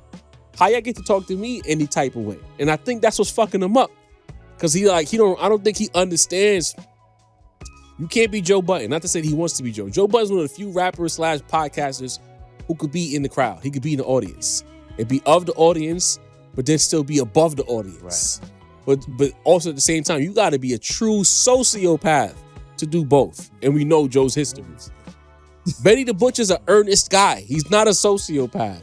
He has a code that he lives by, and that code is kicking his ass because he's like, this Joe nobody bitch nigga can't talk to me like that. You know what I'm saying? I think that's fucking him up. That's why I said when we talked about him before, like, bro, you gotta appreciate the mute button. Don't block him, just mute him. Stop engaging with these niggas. Because at the end of the day, you the one writing the bars, you're picking the beats, you're cooking. Like, why are you letting this guy, this Twitter Avi, get under your skin? Shit in music, if anything. And I think what fucked him up even more, I might have said it before, but I'll say it again. Maybe that's what's probably gonna be in the music. Because he's really, like, you think about all these social media antics he's doing, calling the antics is actually disrespectful. He's so fucked up in the head that he don't know who to be or how to be, in my opinion. But see, here's my problem. He's gonna say all this shit on social media, but then he's gonna make the next album and talk about the same shit he's been talking about on every album. Instead of opening up about how frustrated he is. Right. That's a song. Which will take you to the next level. Benny, that's a song. And the next Put that in the song. I think that Benny, I don't want to put words in his mouth, but I really believe that Freddie Gibbs situation, he can't shake it. Because in any other era, you have imagine that. We've all lived through it. In any other era, fucking Mase and Dini got rap beef. Y'all trade bars, y'all do interviews, whatever. Dini, you catch Mase lacking. You and your mans, hopped them. Uptown. Right? And it's on Shorty's chain, that's fucked up. took Shorty chain. Right? Did Shorty? You probably the way is been insinuated. He might have smashed Shorty even after that. Jeez. In any other era of rap, that happens. Your next record, 900,000 first week. You out of here because not only have you said you was a street nigga, you had a beef with another rapper who says he's a street nigga. You beat him up and you took his chick chain and you eventually took his chick. That's usually the rap industry cheat code. Pac and Jay-Z rolled into one, goddammit. All What the I fuck? had to do was a little sentence. I come home and I'm God. Right. Don't forget Nas in that. Right. Nas as well. Nas as well. You know what I'm saying? It's Biggie, Jay-Z, Pac, and Nas. What the fuck? He like the rap created character. Right. You got and he took bullets too, bro. Hello? Throw some 50 Cent in there, bro. Throw some 50 Cent in there. God He damn. did everything.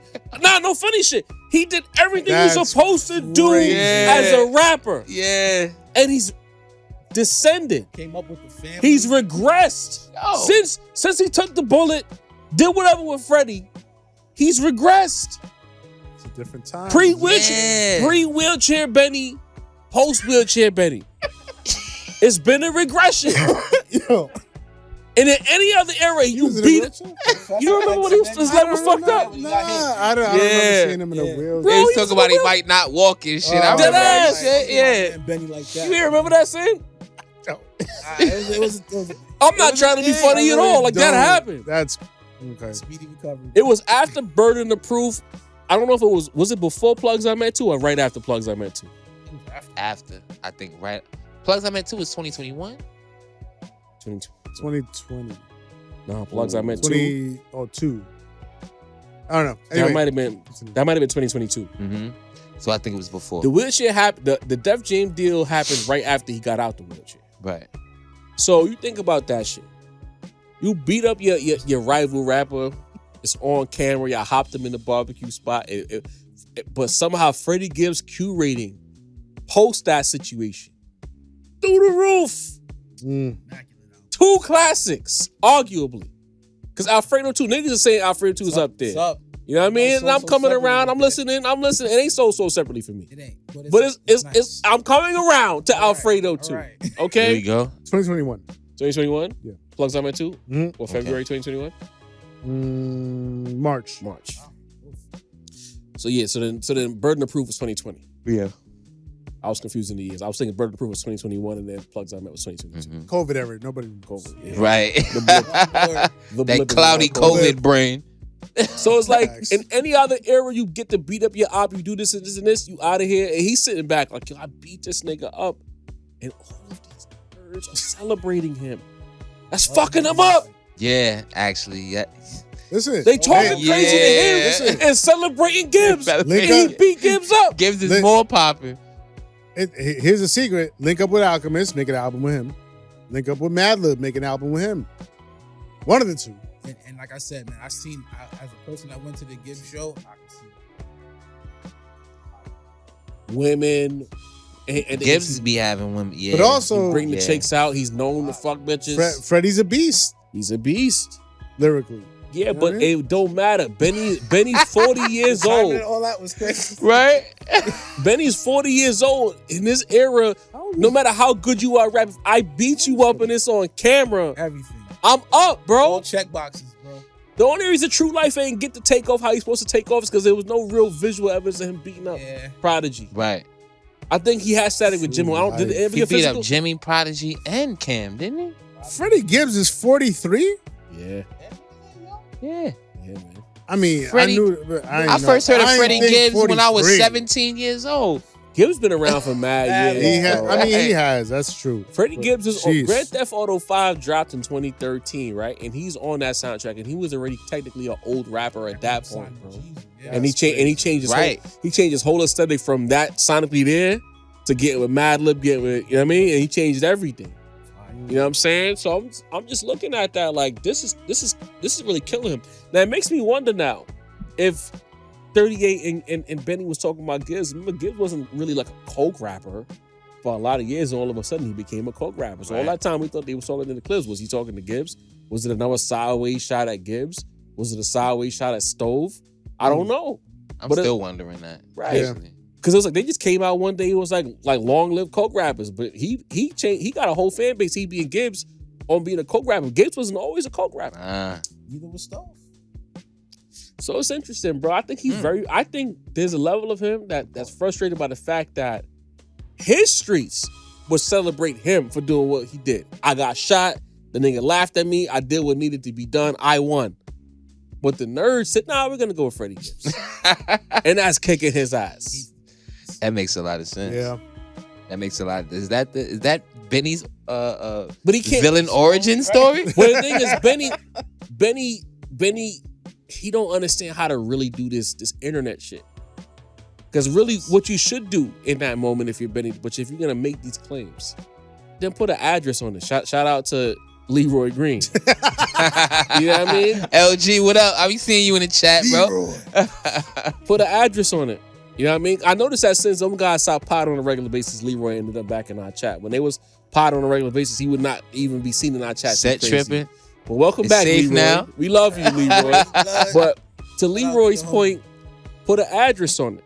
If he would have came out and did that video and said, you know, in my era, like real street niggas, I did real street nigga shit. Y'all nerds over here celebrating Gibbs, but I beat the fuck out that nigga. You know how viral that would have went if he would have just said the thing? Fuck Freddie Gibbs. I beat him up. As opposed to getting mad at the nigga celebrating him. Just say fuck Freddie Gibbs. Chain on. He not a coke. Fuck Freddie Gibbs. He never sold coke in his life. I beat him up in front of his girl and he was scared. I seen him at the airport. He was scared. If he would have just did that, that would have been a game changer in the 90s. Game changer. Bro, 900K. Yeah, First week. It's niggas that's legends off of that resume right there, bro. Yeah. To this day, I we beat up my spoke rival about it. rapper in front of his girlfriend, and I took her chain, and eventually took her. Too. Are you kidding me? Legend. He would have he would have 4 or 5 platinum albums off that one instance. But documentaries on that. Documentaries. But Freddie's making biopic. Freddie is making better music. So what? Well, no. I understand what you're saying. That's such a nice but niggas say fuck that. But should we not be happy that the better music is winning? Yes. No, we not mad at it. Right. No, that's what Benny's I'm saying. mad. Benny's mad, right? Benny's mad. right. And to add a layer on top of this, I don't know if that's possible. But anyway, Hey.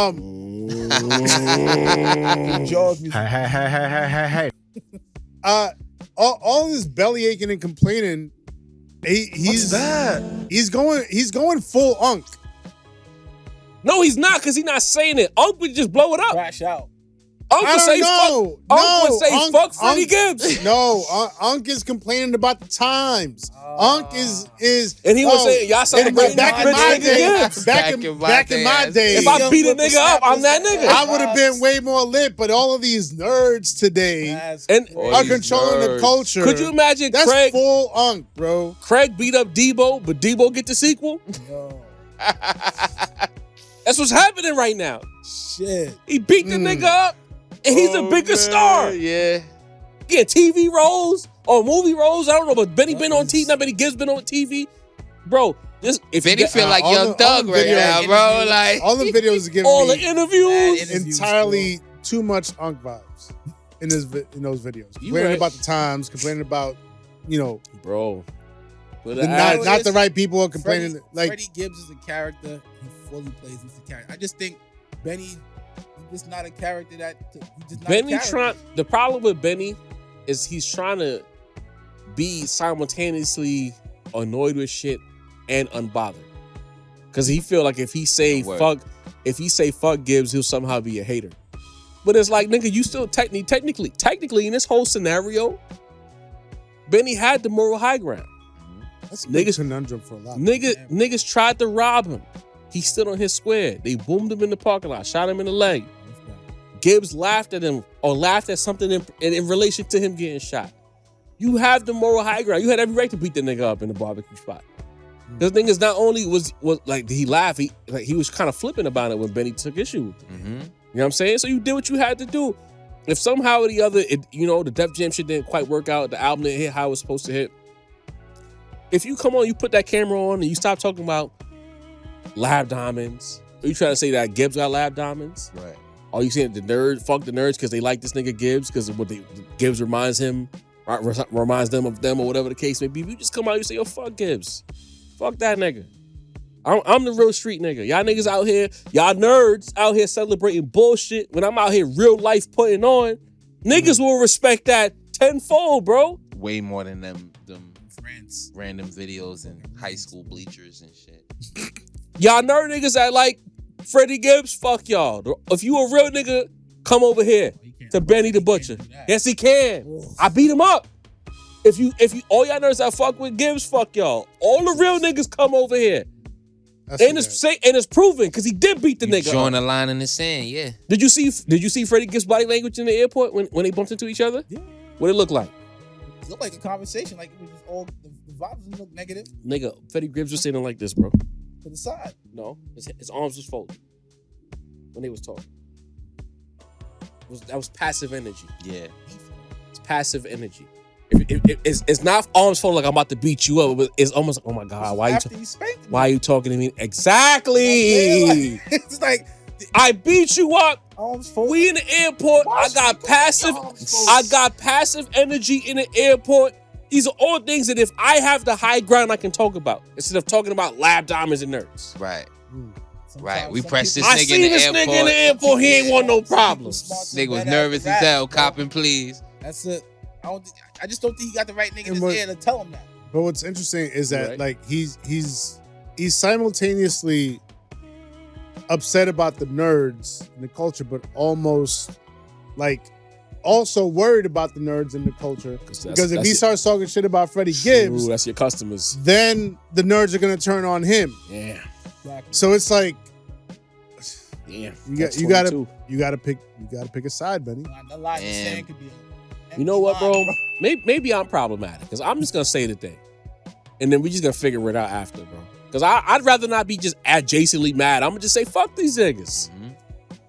Let's deal with the aftermath. I'd rather be saying, yo, you heard that new thing. You heard that new But- Or I'd rather listen to the tape after the rant where he says fuck this guy. actual song. Right. Good one. Or fuck these nerds. Maybe with some horns. Yeah, You Your know? face is hilarious. yeah. Get hit, boys. I appreciate that. Get Yeah, a little, hey, boy, get a little, Al. get a You know little what I'm church saying? organ in there. I can You know feel what it. I You mean? know what I'm saying? Church organ and horns. That's Get the same organ they use on that Freemason song. Listen. Job one Don Tolliver. I'll take John Legend at this point. Shit. I still think Benny needs to call Metro. I think that Benny hard-headed. I mean, like, look, you want to shake some shit up? Call Metro Boomin, nigga, and really make the trappiest trap album ever, and say fuck Freddie Gibbs on wax while you at it, and you'll see how things will change positively for you, and you'll get more street energy that way. I do think the rap could use a little more streets. Just a little bit, just to bring this topic full circle. Yes, I think we need to balance that. It's because if it's gonna make my nigga Benny the Butcher crash out and start getting beside himself and posting these videos where he's recording himself and posting it, then yeah, we need some more streets because Benny going through it, and I hate that for Benny. Raps, man. Verzuz is back. Yes. Hit the like button. We need 500 likes on each and every video. Do remember at the end of this stream, the hype button will be available for those who have access to the hype button. Swipe left is in the comment section area. Swipe left, hit hype. Hit like, hit hype. 500 likes, 500 hypes. So you heard? They can't do it on a live. It's No. got to be after. After. As soon as it goes off the air, swipe. Remember, we usually have a good amount of people who are there anyway when the show is done. Yeah. So as soon as it's off the air, hit the hype. Excuse me. Refresh. Don't. You got to refresh it. So swipe, pull Yeah. down, refresh it, swipe Hey. left, hit the hype. Pause. You know what I mean? Because our ratio is 91-9. So pause. Okay. No, but I Shout can out to see, the 9%ers see, though. now I can see why. Yeah, you got to hit like on the live and then Right. come back and hit the hype after the fact. Correct. Please, We please do. appreciate it We in would've- advance. Very much appreciate. Gracias. Yes, sir. Verzuz is back. We won't spend too much time. We've been yapping the first 2 seconds. You know what I mean? Can't help it, man. That's what we do. Verzuz is back, and it's Cash Money versus No Limit. Granted, I would say this is kind of random. I don't even know. I need like a little background. Like, could you just randomly just bring Verzuz back? I know in the internet age, you can bring anything back when you feel like it. True. But I felt like True. Verzuz Shouts had to a Robert run Downey for a Jr. minute. You know what I mean? Yeah. He's Dr. Doom, right? Right? Verzuz had a great run and then it just went away. And now it's back. And it's just like, is it just back for this one thing? Are we back? Or is it just, this is going to be the one thing that you're going to be gone for a year again? I Or hope 2 we years? back. You know what I mean? Mm-hmm. But good question. Cash Money versus No Limit. The narrative is Cash Money will dog walk No Limit. I saw a video from a gentleman that went viral, I think on TikTok, and it made its way over and migrated over to Twitter. He says that if you're not from New Orleans, your opinion is invalid. He's saying that in New Orleans, this is a closer fight than people actually realize. That's what he said. Mm-hmm. And he's saying that Cash Money got joints that no matter that are big jokers, that there's nothing. No Limit has big jokers that Cash Money can't do nothing. Sounds good. The entire rap world will be tuned in. So the Rap Roundtable is gonna give their prognostications. No Limit versus Cash Money versus Masito. You're gonna open this segment. Listen, this is gonna be a slaughter, bro. Yeah. I understand. Listen, I don't know about the caveats about what years this is supposed to be. If it's like, 90s, Cash Money, No Limit. If it's like just records that were popping in New Orleans. But I'm just as an ignorant New Yorker who everybody hates and says nobody knows what the fuck he's talking about anyway. Word. I'm gonna say this is going to be maybe the biggest slaughter in Verzuz history. To be honest, Cash Money, No Limit. Listen, the records, the Big Joker records, like make him say, That's what he gonna throw out. I'm good. I'm all the way good. It ain't my fault. The best No Limit Did I record. do that? It ain't my fault. Full disclosure, You too close on the beat. He's a YMCMB. He's Right. a YMCMB fan. So Right. you can't trust me. YMCMB, you know what I'm saying? That was my I'm niggas. crying. I was gonna say the best record out of No Limit is a Snoop Dogg record, who was better on Death Row. So I'm sorry, this is gonna be an absolute. Mates, what are you doing? Yeah, bro? I'm going there. This is gonna be an absolute slaughter, and I'm gonna say for one. Does anybody know when this is supposed to take place? Is there a date already set? Yeah, Even the actual date is unimportant, but I will say this. It's now been 74 weeks since Not Like Us has been released. So I'm due for a win. Okay? October 25th. October 25th. So maybe it'll be about 76 or 77 weeks, but the Masito victory is overdue, okay? So thank God that they gave us a bucket to fight for this fight, because Pusha T and Kendrick was a little bit too motherfucking tough No for us, Limits okay? a tomato can? Compared to Kenny, yeah, the biggest tomato can, okay? Yeah, So thank God, They man. gave you a jobber? This our easiest fight. Yeah, they did. This gave is you the a Brooklyn the Brawler. Brooklyn Brawler, okay? This is Gilbert we fighting right now, okay? This is Saturday afternoon WWF. Listen, man. Local talent. This our easiest scrap since Meek Mill, bro. This is the one. It's 12 o'clock on a Saturday. Exactly. On Channel 5, nigga. Super Oh Stars. my God. We needed this fight, okay? Wow. Not since Meek Williams have we had a fight that was so easy that we didn't even need to write it ourselves to beat him, okay? Thank God. We needed this. Shouts to Master Percy, That's crazy, formerly bro. of the Toronto Raptors. Shouts to Lil Romeo. You know what I'm saying? Shouts to Silk the You don't think that Shocker. Romeo do the Harlem shake? You know Hopefully what I mean? it's acapella, then maybe Silk could get off. Silk You know what I'm Shaka's saying? gonna walk in like this when they announce his name. Mystical is locked up for horrible crimes. Nah, but shake your ass is Okay? there. Listen. was that They better No hope this ain't Limit a Me Too performance, I don't know. okay? Don't Because they quote won't even me. let them play mystical records. Shit. You know what I mean? If certain people is in the audience. So thank God. You know what I'm saying? It's gonna feel You good can't even to be shake your ass. on That was off No Limit. it's gonna be Yeah, that's what I'm saying. it's gonna feel good to be on the right side of 87 to 13. Okay? Oh, I've been waiting for it, all right? Thank the Lord. Sincere, your thoughts. My thoughts? Your thoughts? It could be a blowout. Wow. Oh shit. An absolute Mace, blowout. give us your favorite Rock Marcy bars. Listen, Cyclops and Ryu, man. Oh, what's You know, Cyclops and we here, Ryu. we back. We back. It's All right. it's gonna be an absolute blowout, man. Oh Like shit. and look, it's crazy because I've said this. I feel like a few times here, like the way that they talk about No Limit, man. Like they overrate that era and that label, Yeah, go.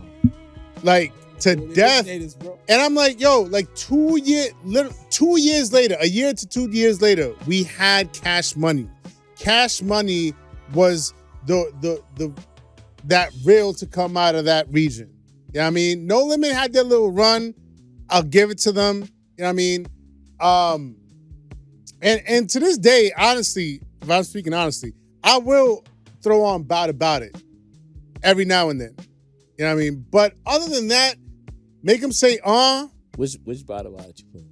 Part 2 or part 1? The The original. The Dipset or the original? No, the original, Master P. Master Wolf's playing part 3, okay? I claim what Catch you him in claim. Harlem, You all know right? I claim where the gigs is big, 15th and Lennox, No, Broadway. Master P Bout It. 40th. Listen, Master P three. Bout It. Featuring Jomo.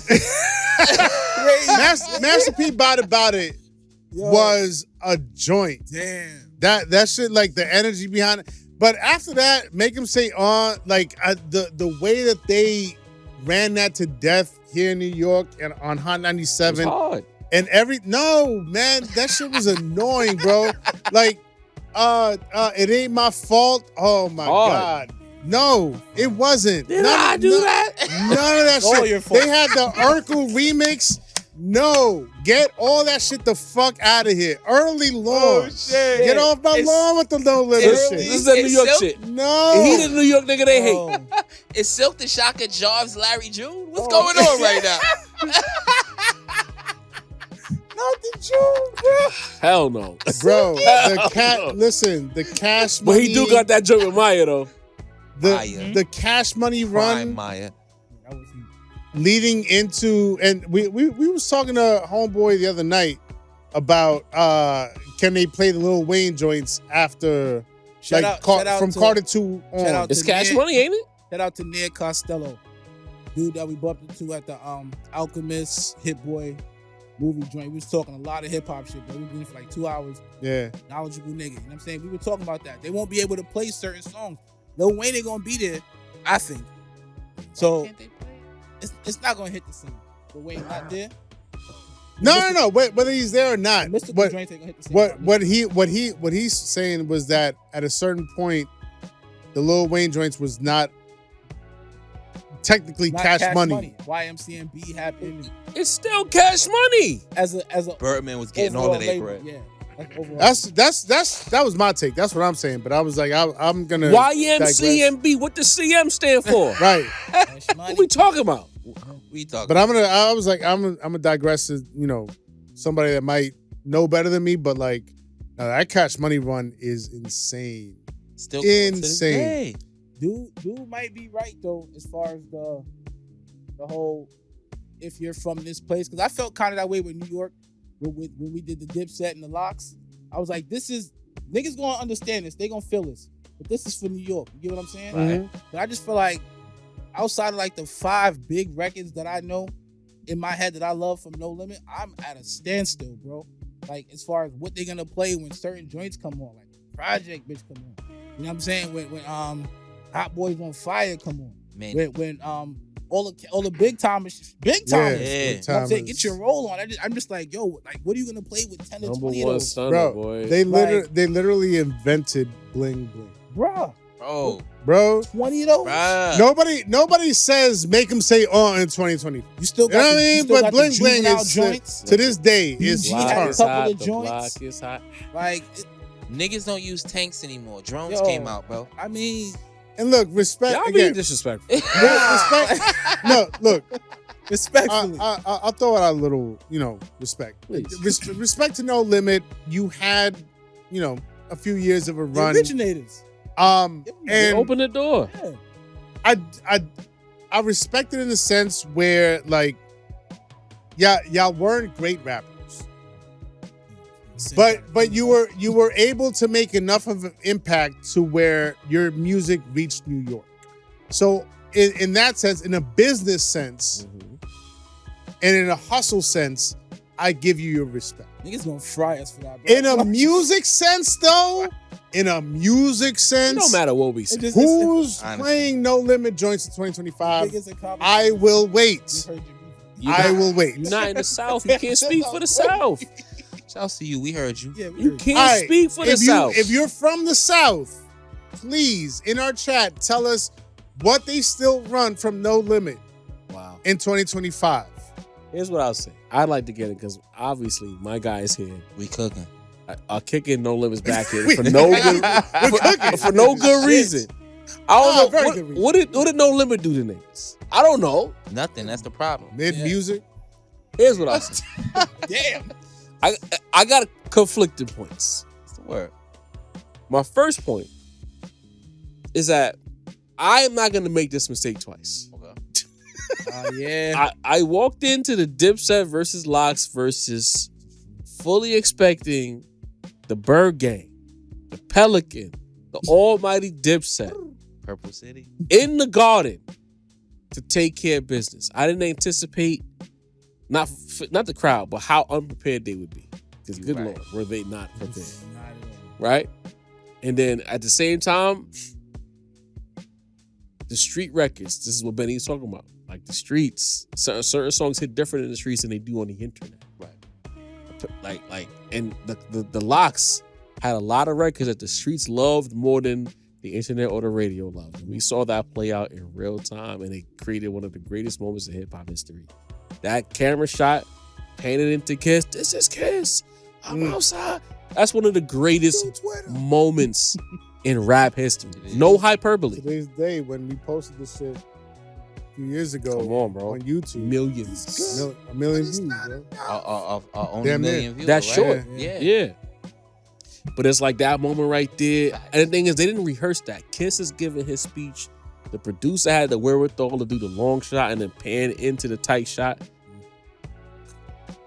I watch that shit at least once a week because it's just perfect. Same. Cameraman was a Lox perfect. fan. Right. I played the Lox versus Dipset for my daughter one night, okay? You know what I mean? So it's like when you think about that and how that played out, I'm not gonna make the mistake twice of just saying, all right, this is gonna be a ragdoll situation, it's gonna be a blowout because of that. You can't underestimate the underdog in the verses. The next thing I want to say is, if memory serves me right, before Cash Money got that $30 million deal from Universal, No Limit got their distribution deal. They were a regional powerhouse. They had to have done real damage in order for a label to give them a 50-50 joint venture at that time. Sure. Not an artist deal, a joint venture. So there's music that we're not privy to from No Limit that got them popping in that region. Because remember, New Orleans kind of bleeds into Texas. Bleeds into Mississippi. It bleeds into that whole kind of like that belt area. You know what I mean? So they got joints that we probably have never heard before, right? That got them that deal. It was popping enough to not even touch New York to get that deal. We can't negate that. So I say all of that to say that there's songs we're not privy to that people will love and remember from the South because they wasn't listening to Jay-Z, they wasn't listening to Nas, they was listening to No Limit. So we got to think about that. That's the caveat. Now, my conflicting argument to that is, had this versus been in New Orleans at the Superdome, then that point I just made would make a lot of sense. Absolutely. Because much like how New York told us what the fuck it was at the Garden, New Orleans would let us know in real time who they really fuck with. But because this versus is in Las Vegas, I gotta go with Cash Money. Because they won't have a New Orleans crowd there to tell us what it is. They won't have the locals. That's really what happened with Dipset versus Lox. The locals told us what it was. Yeah. If it's in Vegas, it's not gonna matter much what the locals think, because the Vegas crowd is gonna be the Cash Money records. Yeah. And if you think about Cash Money, geez, y'all talked about it, but let's think about this for a second. like one day we put on Rap City and niggas was wearing big ass white t-shirts saying bling bling, right? You had to back that ass up the Juvenile era. Ha. Because it all started with ha for me. Right. I don't know what it started for y'all, but for me it was ha. 100 degrees, yeah. That led into the bling bling. Then you had was not Young Turk, not Lil Wayne, not Juvenile, BG. BG had putting out joints. records with Prodigy and shit. BG had joints. Wayne Solo, The Block is Hot, Gas. You had that whole era. Slow motion. I ain't even get there yet. Oh, okay. We transitioned from that to the Big Timers. Right. Number one Stunner. The lineage. That was my shit. Cash Money's lineage, ironically, we so New York centric, but if we're just talking about lineage and culture, lineage and hip hop, era to era to era, from Juvie to Hot Boys to Big Timers to Wayne to Wayne reinventing himself, leading into the YMCMB, leading into the Like Father Like Son before the YMCMB Right. era. Tough album. Stunting like my daddy, the Uptown, burning like a man, big on the track. You know what I mean? Yeah. They have eras. It's almost not fair. Was it? They're still going to this day. What happened to that boy? What happened to that boy? Right. That's the Birdman solo era. That's a Birdman song. The whole say what you want, young man. I'm sorry that I didn't get to meet you. I wasn't at that event, but Wayne was signed to Cash Money. Fuck what the internet told you. He was signed to Cash Money. So the whole Carter's is you can run that if you want to.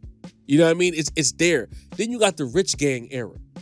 Exactly. Exactly. The lineage of Cash Money is supremely unfair.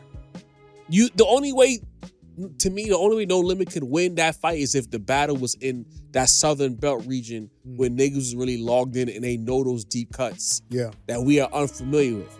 But putting it in Vegas at a neutral site, I don't think that's a smart idea. Right. Because you know they're going to throw a Nicki record out there. You know they're going to throw a 0 to 100 out there.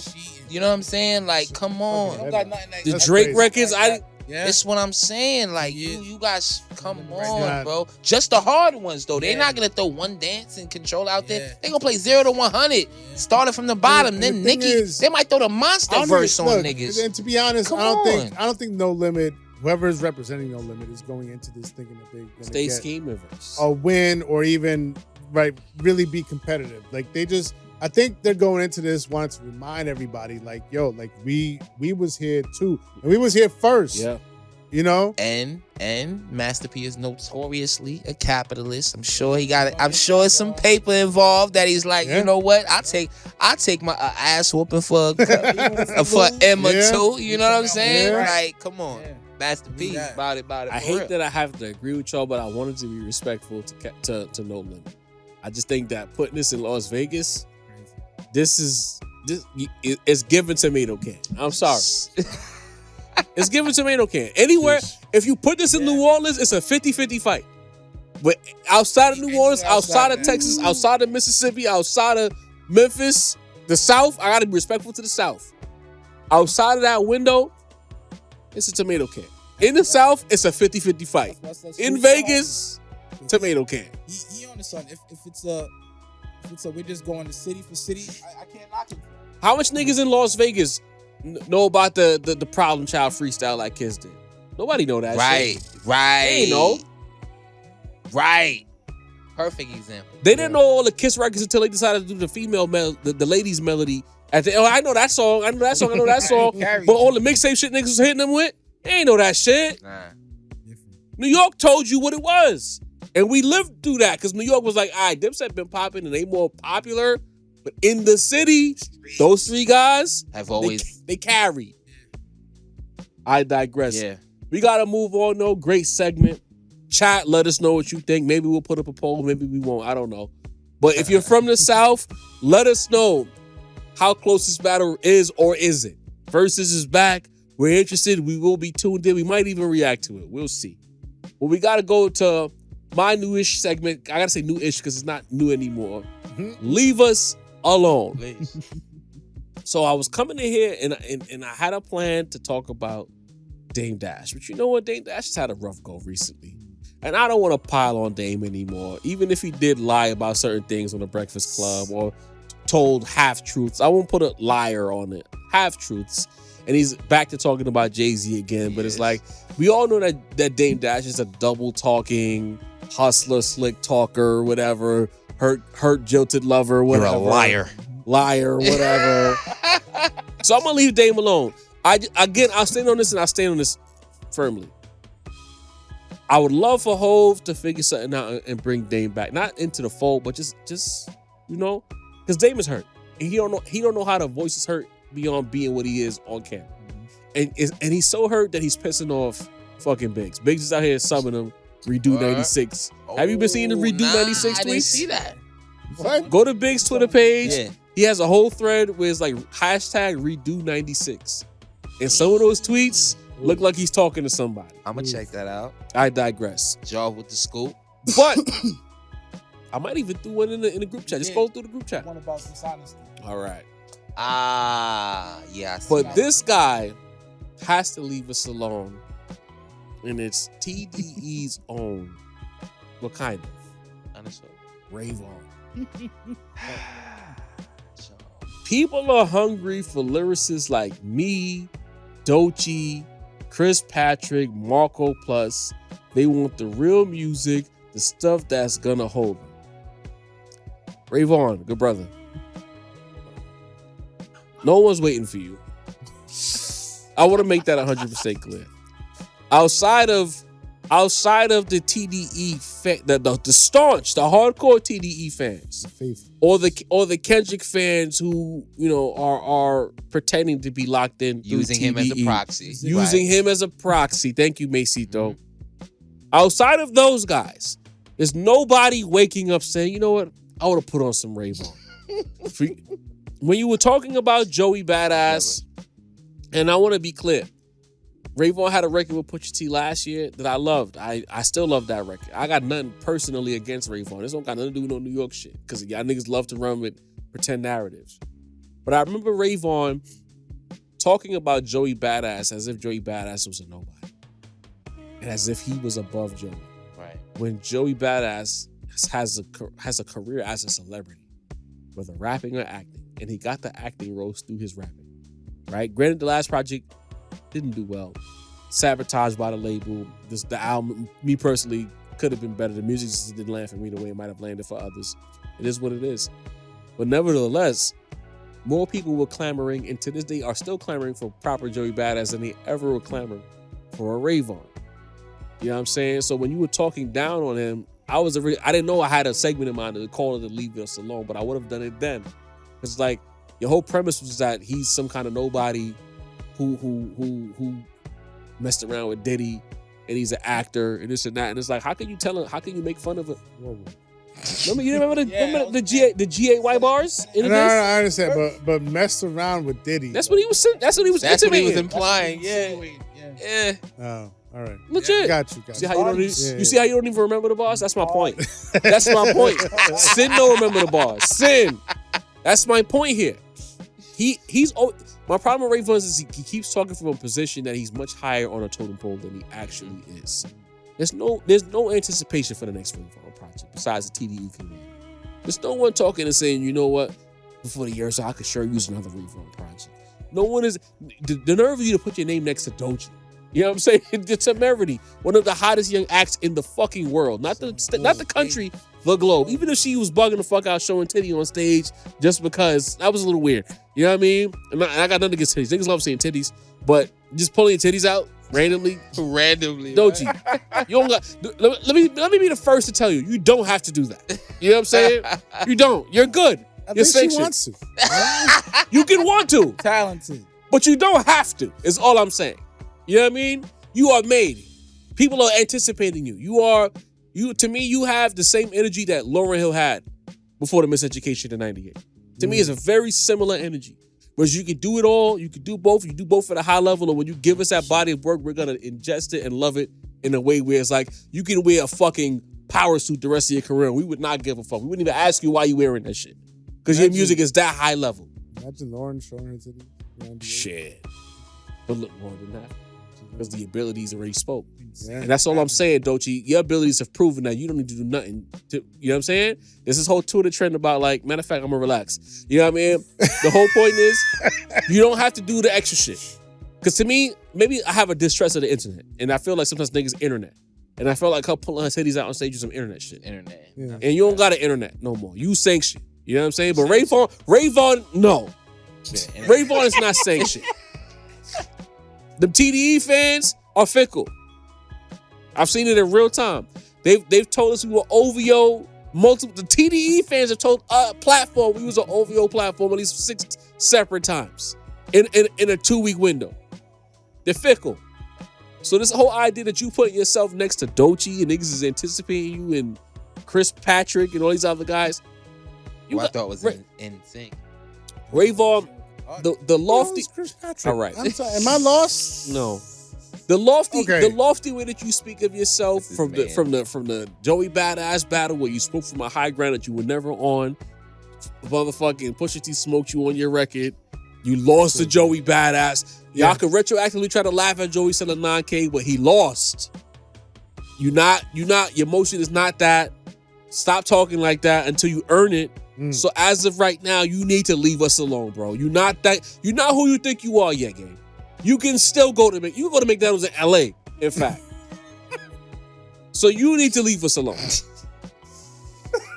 To this day, like, I'm lying? no, to this day, you figure I would have at some point had the urge to spin his project. To this day, I keep putting it off. I'm like, I'm gonna get Because to you want to it. be left alone. Have the And entire. then the more that I hear from him, the more that I see him in interviews, the more I'm turned off. Who do you think you are? Honestly, you had like, one record that I has don't know, bro. the record with Pusha never went viral. You had this battle with Joey that you lost, and you talked about Joey like he was a nobody. Now you say niggas is anticipating you. Where at, nigga? The veil being pulled back. You could That go to McDonald's. His name ain't buzzing. You could go to nowhere, In-N-Out. You could go to Fat Burger. Let's be You honest. can buy food for yourself in your city. bro. He could go to Arby's. Nigga, stop talking like that. You gotta earn that type of ambiance, nigga. Mesito, your segment, bro. Gotta What you buy got for tickets us to tonight, Kendrick concerts. Oh, listen, the fella's been cooking today, man. And as y'all know, the fella's excellent live right on the spot as the UMG My God. and Drake. The dismissal. That's what we'll call it. Not the decision, the dismissal. Threw that bitch out. Shout out to Listen, we continued about it on Mondays Live. Me and Dean let y'all know how we were feeling about it. But those were more of like opinions on what was going on. I think an interesting thing, and y'all know I like to talk industry, and I think this is huge industry news because where are we now? As we've seen in multiple reports, as well as the UMG statement that they said were okay, now we can get back to business. You know what I mean? Now we can put the money where it needs to be. They were speaking about Drake specifically, but I think we're in a very interesting place because now that this lawsuit is over, we've seen multiple places. Nobody wants to put their name on record, but we've seen in multiple places that artists are now relieved, right? Like the whole and. I think that, a lot of this time when we were interpreting, people say, hey, the game is fucked up. Hey, the game ain't what it used to be. This is not that. I think it's safe to say now that they were kind of speaking about this lawsuit. As far as the business is concerned, as far as the promotion is concerned, the collaborations, the people who weren't basically Kendrick or sponsored by Rock Nation have been kind of, under the thumb, you know what I mean? Not being able to do what they wanted to with their music. So, I just wanted to, speak with the fellas and speak about in general about where we think now that this lawsuit is over, now that everything is done, where is the game headed? When we look at Atlantic, we look at UMG, we look at the multiple subsidiaries that UMG holds, which is pretty much the entire game, like 65% of the game. This lawsuit was holding up a lot. Obviously, the big headlines were the Not Like Us, the defamation, the battle, this, that, and the third. But The botting is the fact that that's been put to bed is the biggest issue. And I think that I just want to know if the game, do you guys think the game is headed in away from where we thought? I think that a lot of the things that we have been saying that we enjoy about the game, the grassroots, the independence, the lyricism, the creativity, is directly tied to the fact that the business portion of the rap game had the hands tied at the time. I want to say something to that. This was supposed to be a topic, but remember what we you on said. deck with it. You on deck with it? Nah, because it's coming right back to you. What's the Because word? I was listening to Cardi B's album, Mhm. and a couple of songs she referenced something for the summer, but technically the album dropped in the fall. So it was clear that there was some type of embargo happening that was never reported. Mhm. There's a few records that came out late August, early September that was clearly summer songs that came out post-season. So there's something that was happening in the industry where it was like, y'all can't drop. Right? Something was holding back all of these projects because the songs, not even if you want to say they don't sound dated, they were clearly songs that was meant to be dropped in maybe June or July that didn't come out until essentially the fall. Right. So something was holding that shit up. How many records, we just spoke about Joey Badass, how many records have we said this rollout kind of seems weird? They've thrown out a single and nothing's happened. Where's this album? If you ask me, when I'm analyzing the game and I'm seeing who signed to who and where the money is going where, it's clear to me that this was what was holding everything up. And so, Jarvis already spoken on it, and I would like to know what the fellas think. This renaissance that we've been sensing as far as rap, as far as hip hop is concerned, do you think it's directly tied to this case? Do we think that, the fact that UMG couldn't be up to their old tricks? You mentioned Cardi B. There's the artists on that side, and I hate the whole that side, this side shit. You know what I mean? We not the Bloods and the Crips. You know what I'm saying? Some of you are, but not us. So but it's very interesting and it's very telling to me that the business side of hip hop, because if you even look statistically, look at the K-Warbs. Look, hip hop statistically right now is not the top genre in the game anymore. So I'm very interested as to where you guys think things are going. Where will the money be allocated? Where will the budgets be allocated? Do we think that the shit that we like can survive UMG being let back out on the loose? If I understand you correctly, Mace, are you saying that in some sort of roundabout way, Drake suing UMG has actually benefited the more underground, overground, more grassroots element of hip hop? I'm OVO through and through. I think I am saying that. Yeah. But not. Brother, this guy speaks. I earned that one, okay, guys. But yeah, obviously, we joking here because that clearly wasn't Drake's intention here. But yeah, I do think the fact that business was held up, that a lot of, the heavy hitters in the game as far as, numbers are concerned, mainstream shit is concerned. Think about the last Travis Scott rollout. Does that feel like any of his last 3 or 4 albums, Dean? You know what I mean? Think about, we speak about, like the records that Metro Boomin put out. G Herbo had a big record this summer. You think about shit that 5-10 years ago would have gone, obviously the surrounding part of the game and obviously the Kendrick part of the game. Let's not speak about the elephant in the room. That's holding a big part over it. But I can't lie. I do think that because of this lawsuit and because of the things, even Drake ain't been as high. You know what I'm saying? Even, you know what I mean? And that's another thing, because I do think that UMG will, shouts to my wrestling fans, they gonna give him a receipt for that one. But it's very interesting to me, and I'm almost nervous, right? Because I'm thinking about, the only the tough guys have been allowed to come outside. After this lawsuit, all the money is going back to the Yachties. It's going back to the Trippie Reds. It's going back to the, Playboy Cardi.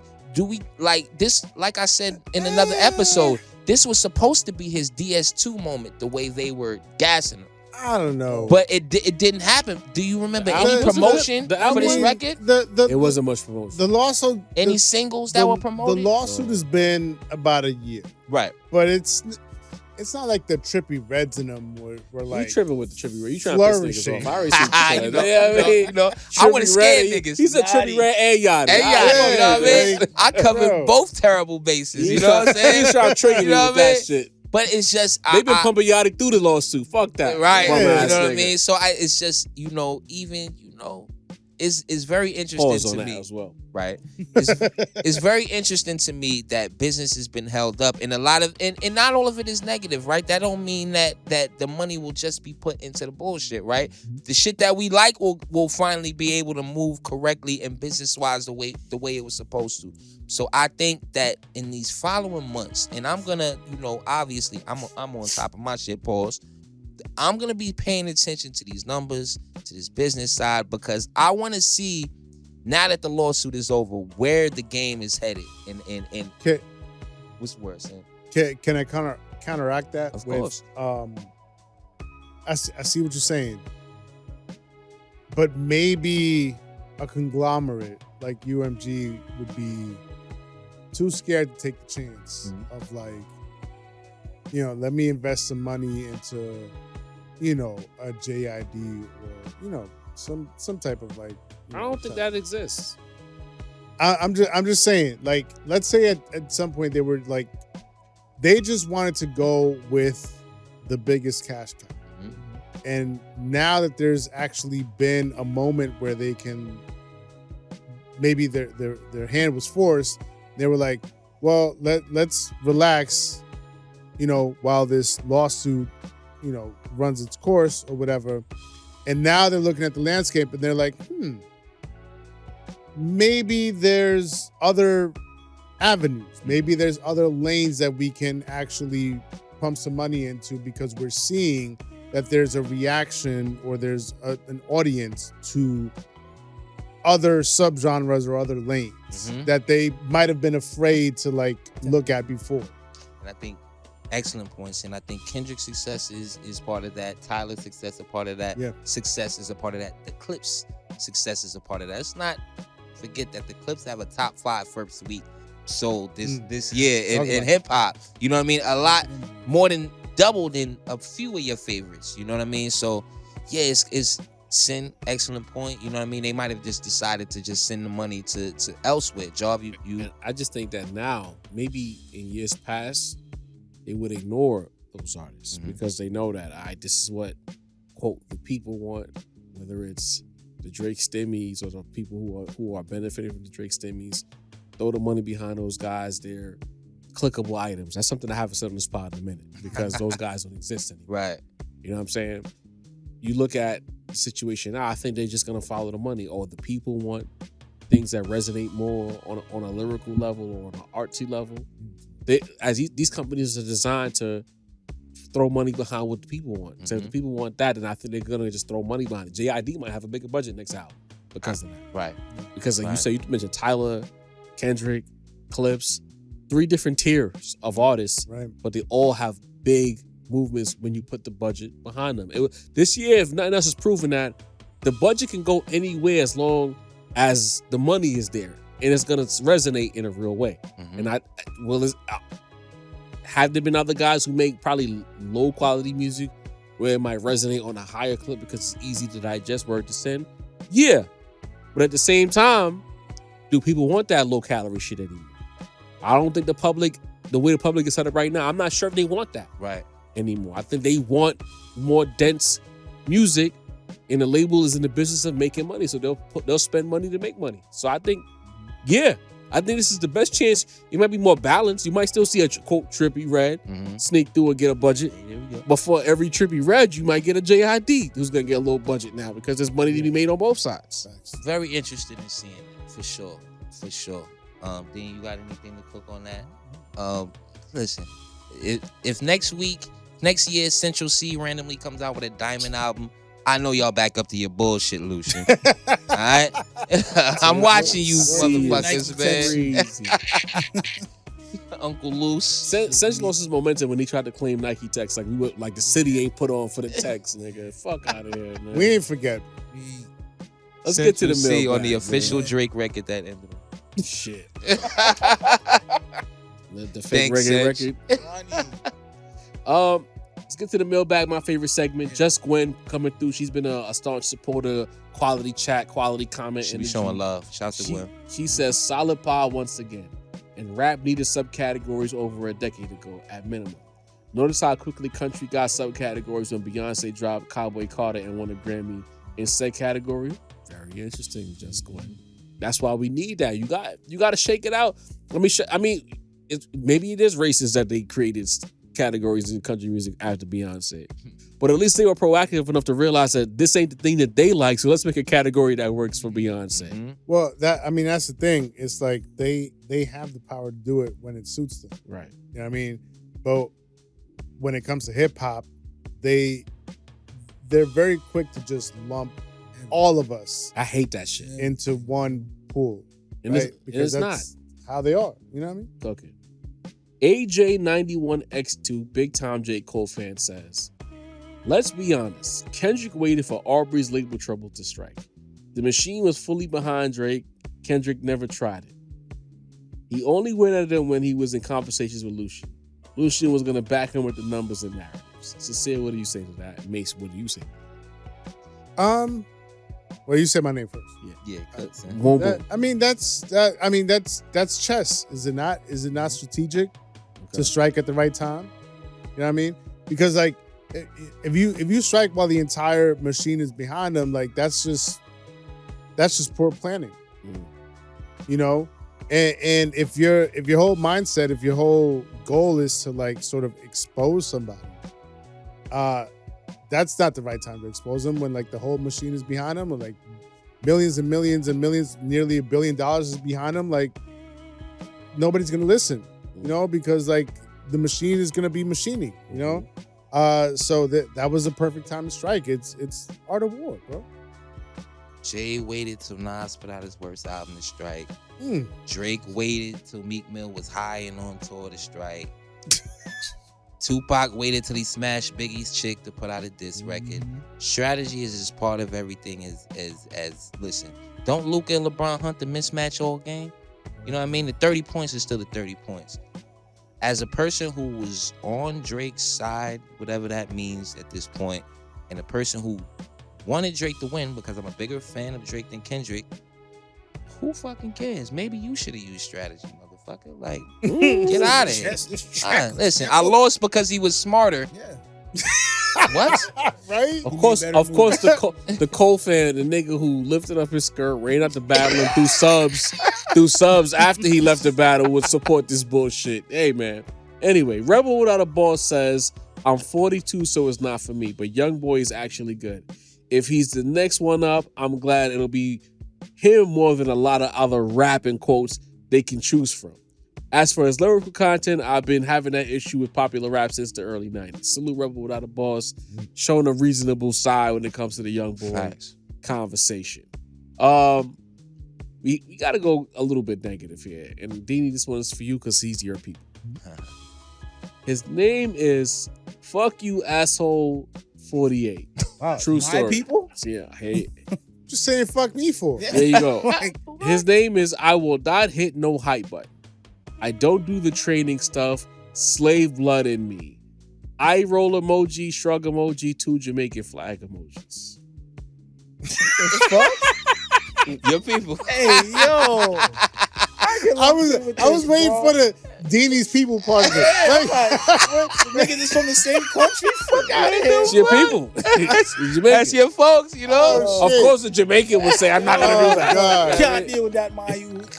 Can't deal with it. Oh, man. Damn, Salute. two Jamaican. Two Jamaican. Yeah. Now, we got some, I try to keep the mailbag mostly positive, so I'm going to reel off all the positive comments. J-Mac, not a regular commenter, 8421 says, Job was spot on with the Dave East nasal flow. I knew there was something irritating about his voice sometimes, but I couldn't put my finger on it. Pause. Michael Ballard, 7581, $25 house says.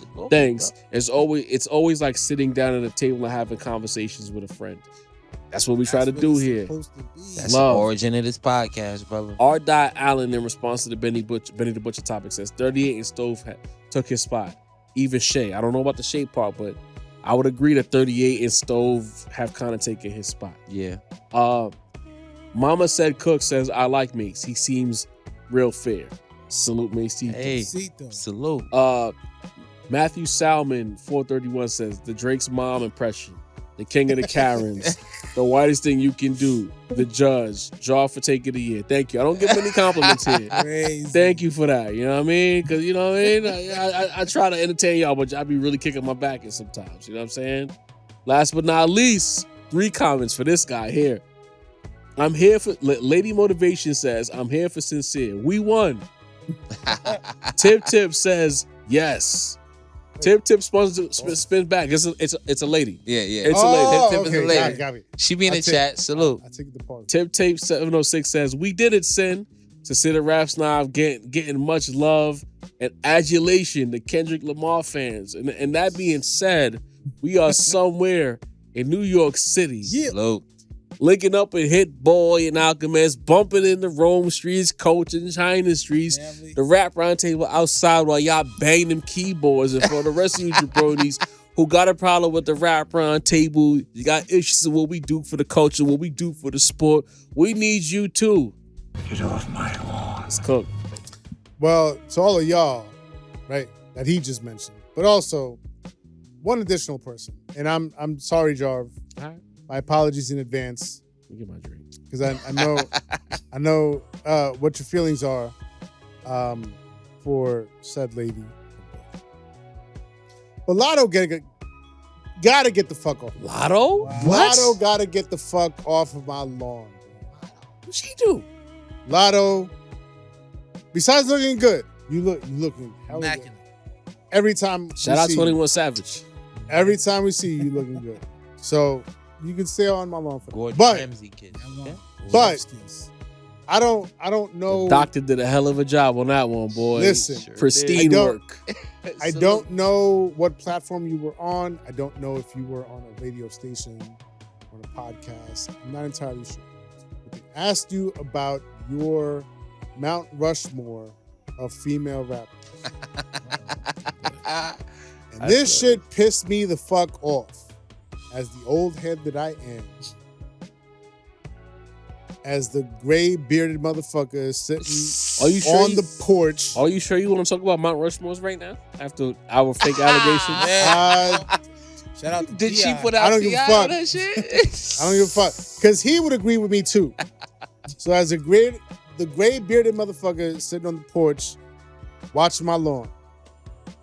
Lotto, you came and put yourself in the Mount Rushmore, in your own Mount Rushmore, which is weird. So that's strike number 1.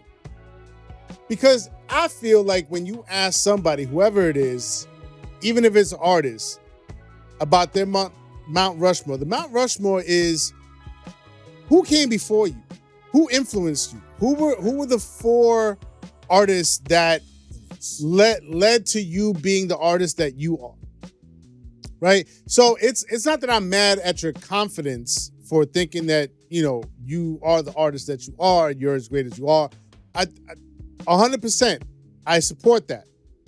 But that's not what Mount Rushmore is, at least to me. I don't know about y'all, but to me, like, to put yourself on your own Mount Rushmore, it's a little weird. That's goat talk. It's a little... Rap shit. Mount Rushmore is goat talk. Mount Rushmore is but your goats, Yeah. the people that led to you being who you are as an artist, right? So that was my first problem with this. Then she goes on with the list.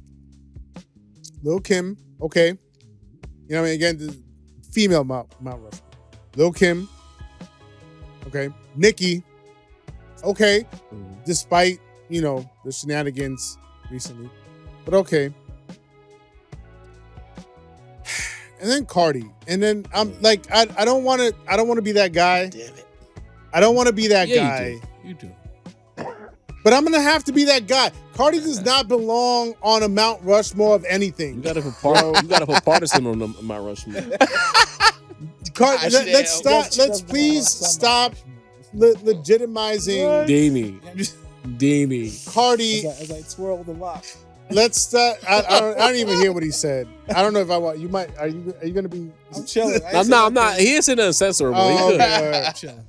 But I mean, putting Cardi on the Mount Rushmore of all-time female MCs, like a list that includes, oh man, Roxanne Shante, Queen Latifah, MC Light. She don't know who those people are. I understand. That's the problem. I understand.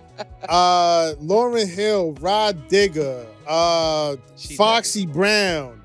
How you mention Kim but not Fox? Lady of Rage. Just go Eve, back. Lady of Rage. If you want to go, I mean, we could go underground. How you mention Boo. Kim and Nicki but not mention You know what I'm Fox? saying? Gangsta Boo, Mia X. We was talking about No Limit earlier. Shout out to Mia Mia. X.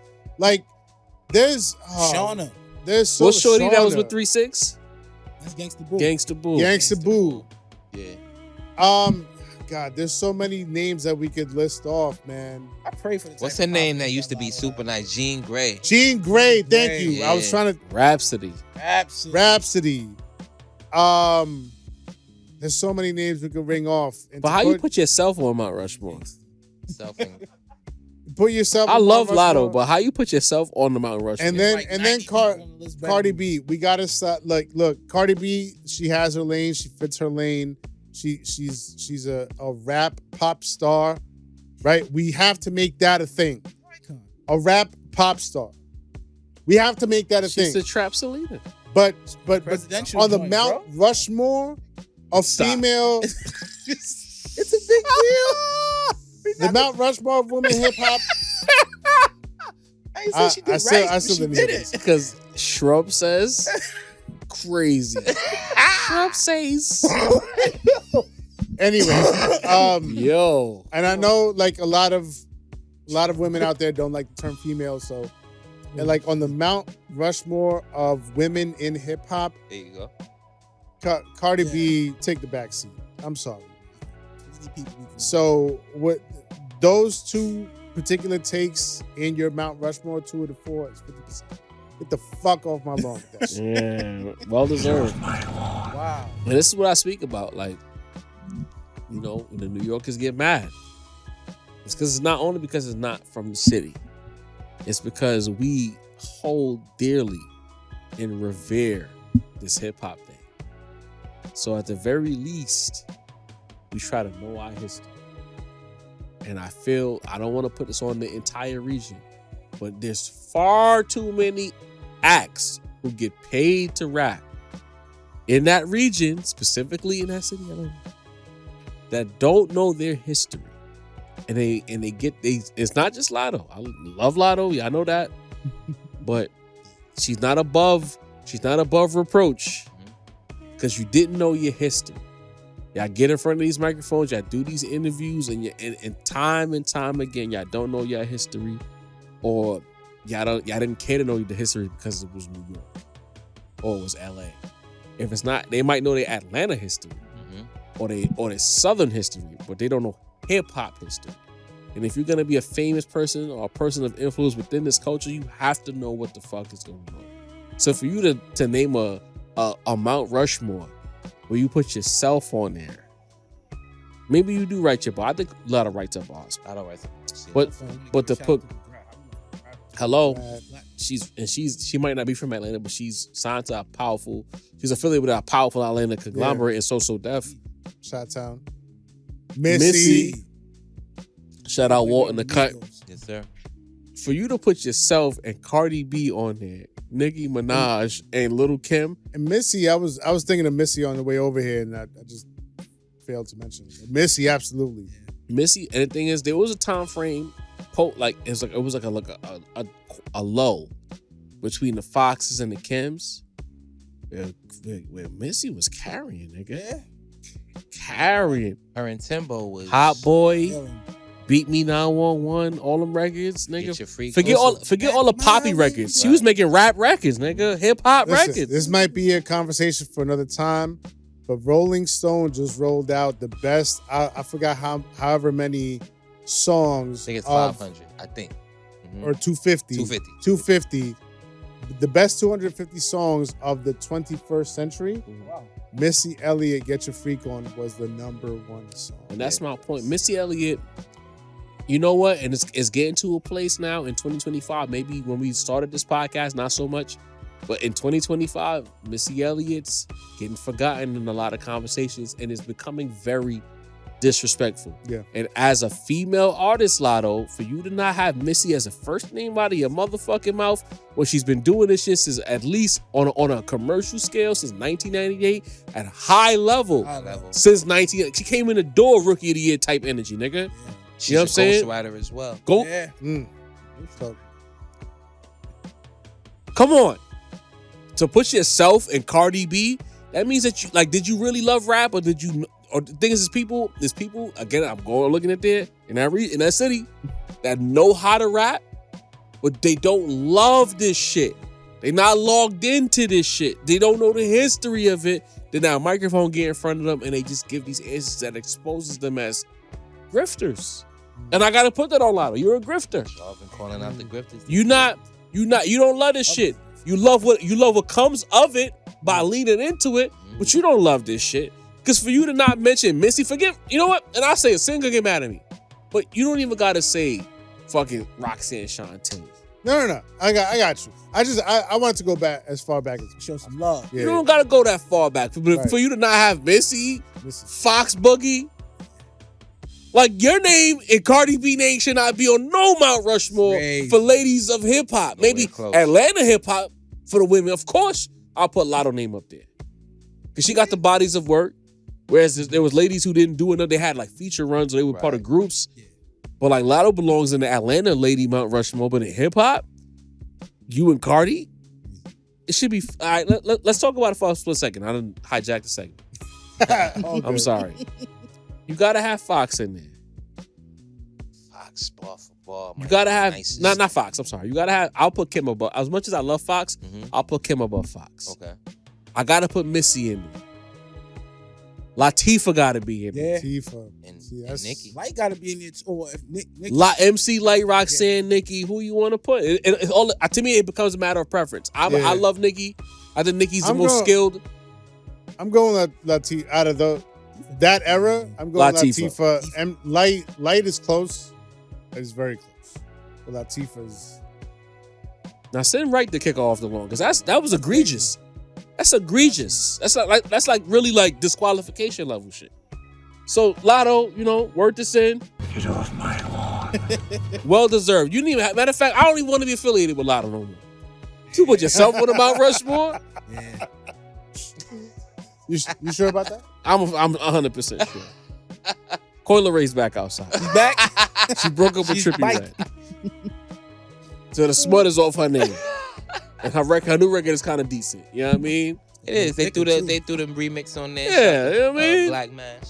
Yeah. Rhapsody cooking again. I'm not affiliated with Lotto right now. That's disgusting. Yeah, that was crazy. You're a grifter. Fuck out. Get off my lawn. I wish I knew that. I'd have told her to leave me alone too. How you put your... All right, Stimmy, take us home, man. Yo, you know what it is, man. Lotto, you got to do better, baby. Shout out to Walt the Great, man. Fucking producer extraordinaire. Ginobili. Keeping us in motion. My guy, Masito. Appreciate If you. you want to know something, talk to that man. You might just learn something. You hear the production. You hear the sonics. And you see the immaculate fit. Good bricks on bricks. My guy, Sincere, he makes beats. Bricks Holla on at me. bricks. And Super for the right producer. price, he'll make your shit tighter too. Hardest working man in show business. To go. 4 jobs, man. Pee Wee Kirkland essence type shit. Jarvie, the motherfucking point guard. I'm Dean's a balance of the force. Your mother's favorite. And our powers combined. We the Rap Round Table, man. Episode 134. You dig? Stay tuned. Hit the like button. Subscribe. Tell a friend. We everywhere you want to be. We love you. You love us. Yo, Dom, we gonna get Deanie to rap. Don't worry. We gonna might get come Deanie back on on that that. cypher. It's sparking the energy, you know? As y'all file out, hit the hype button. Swipe left. Hit hype. We out.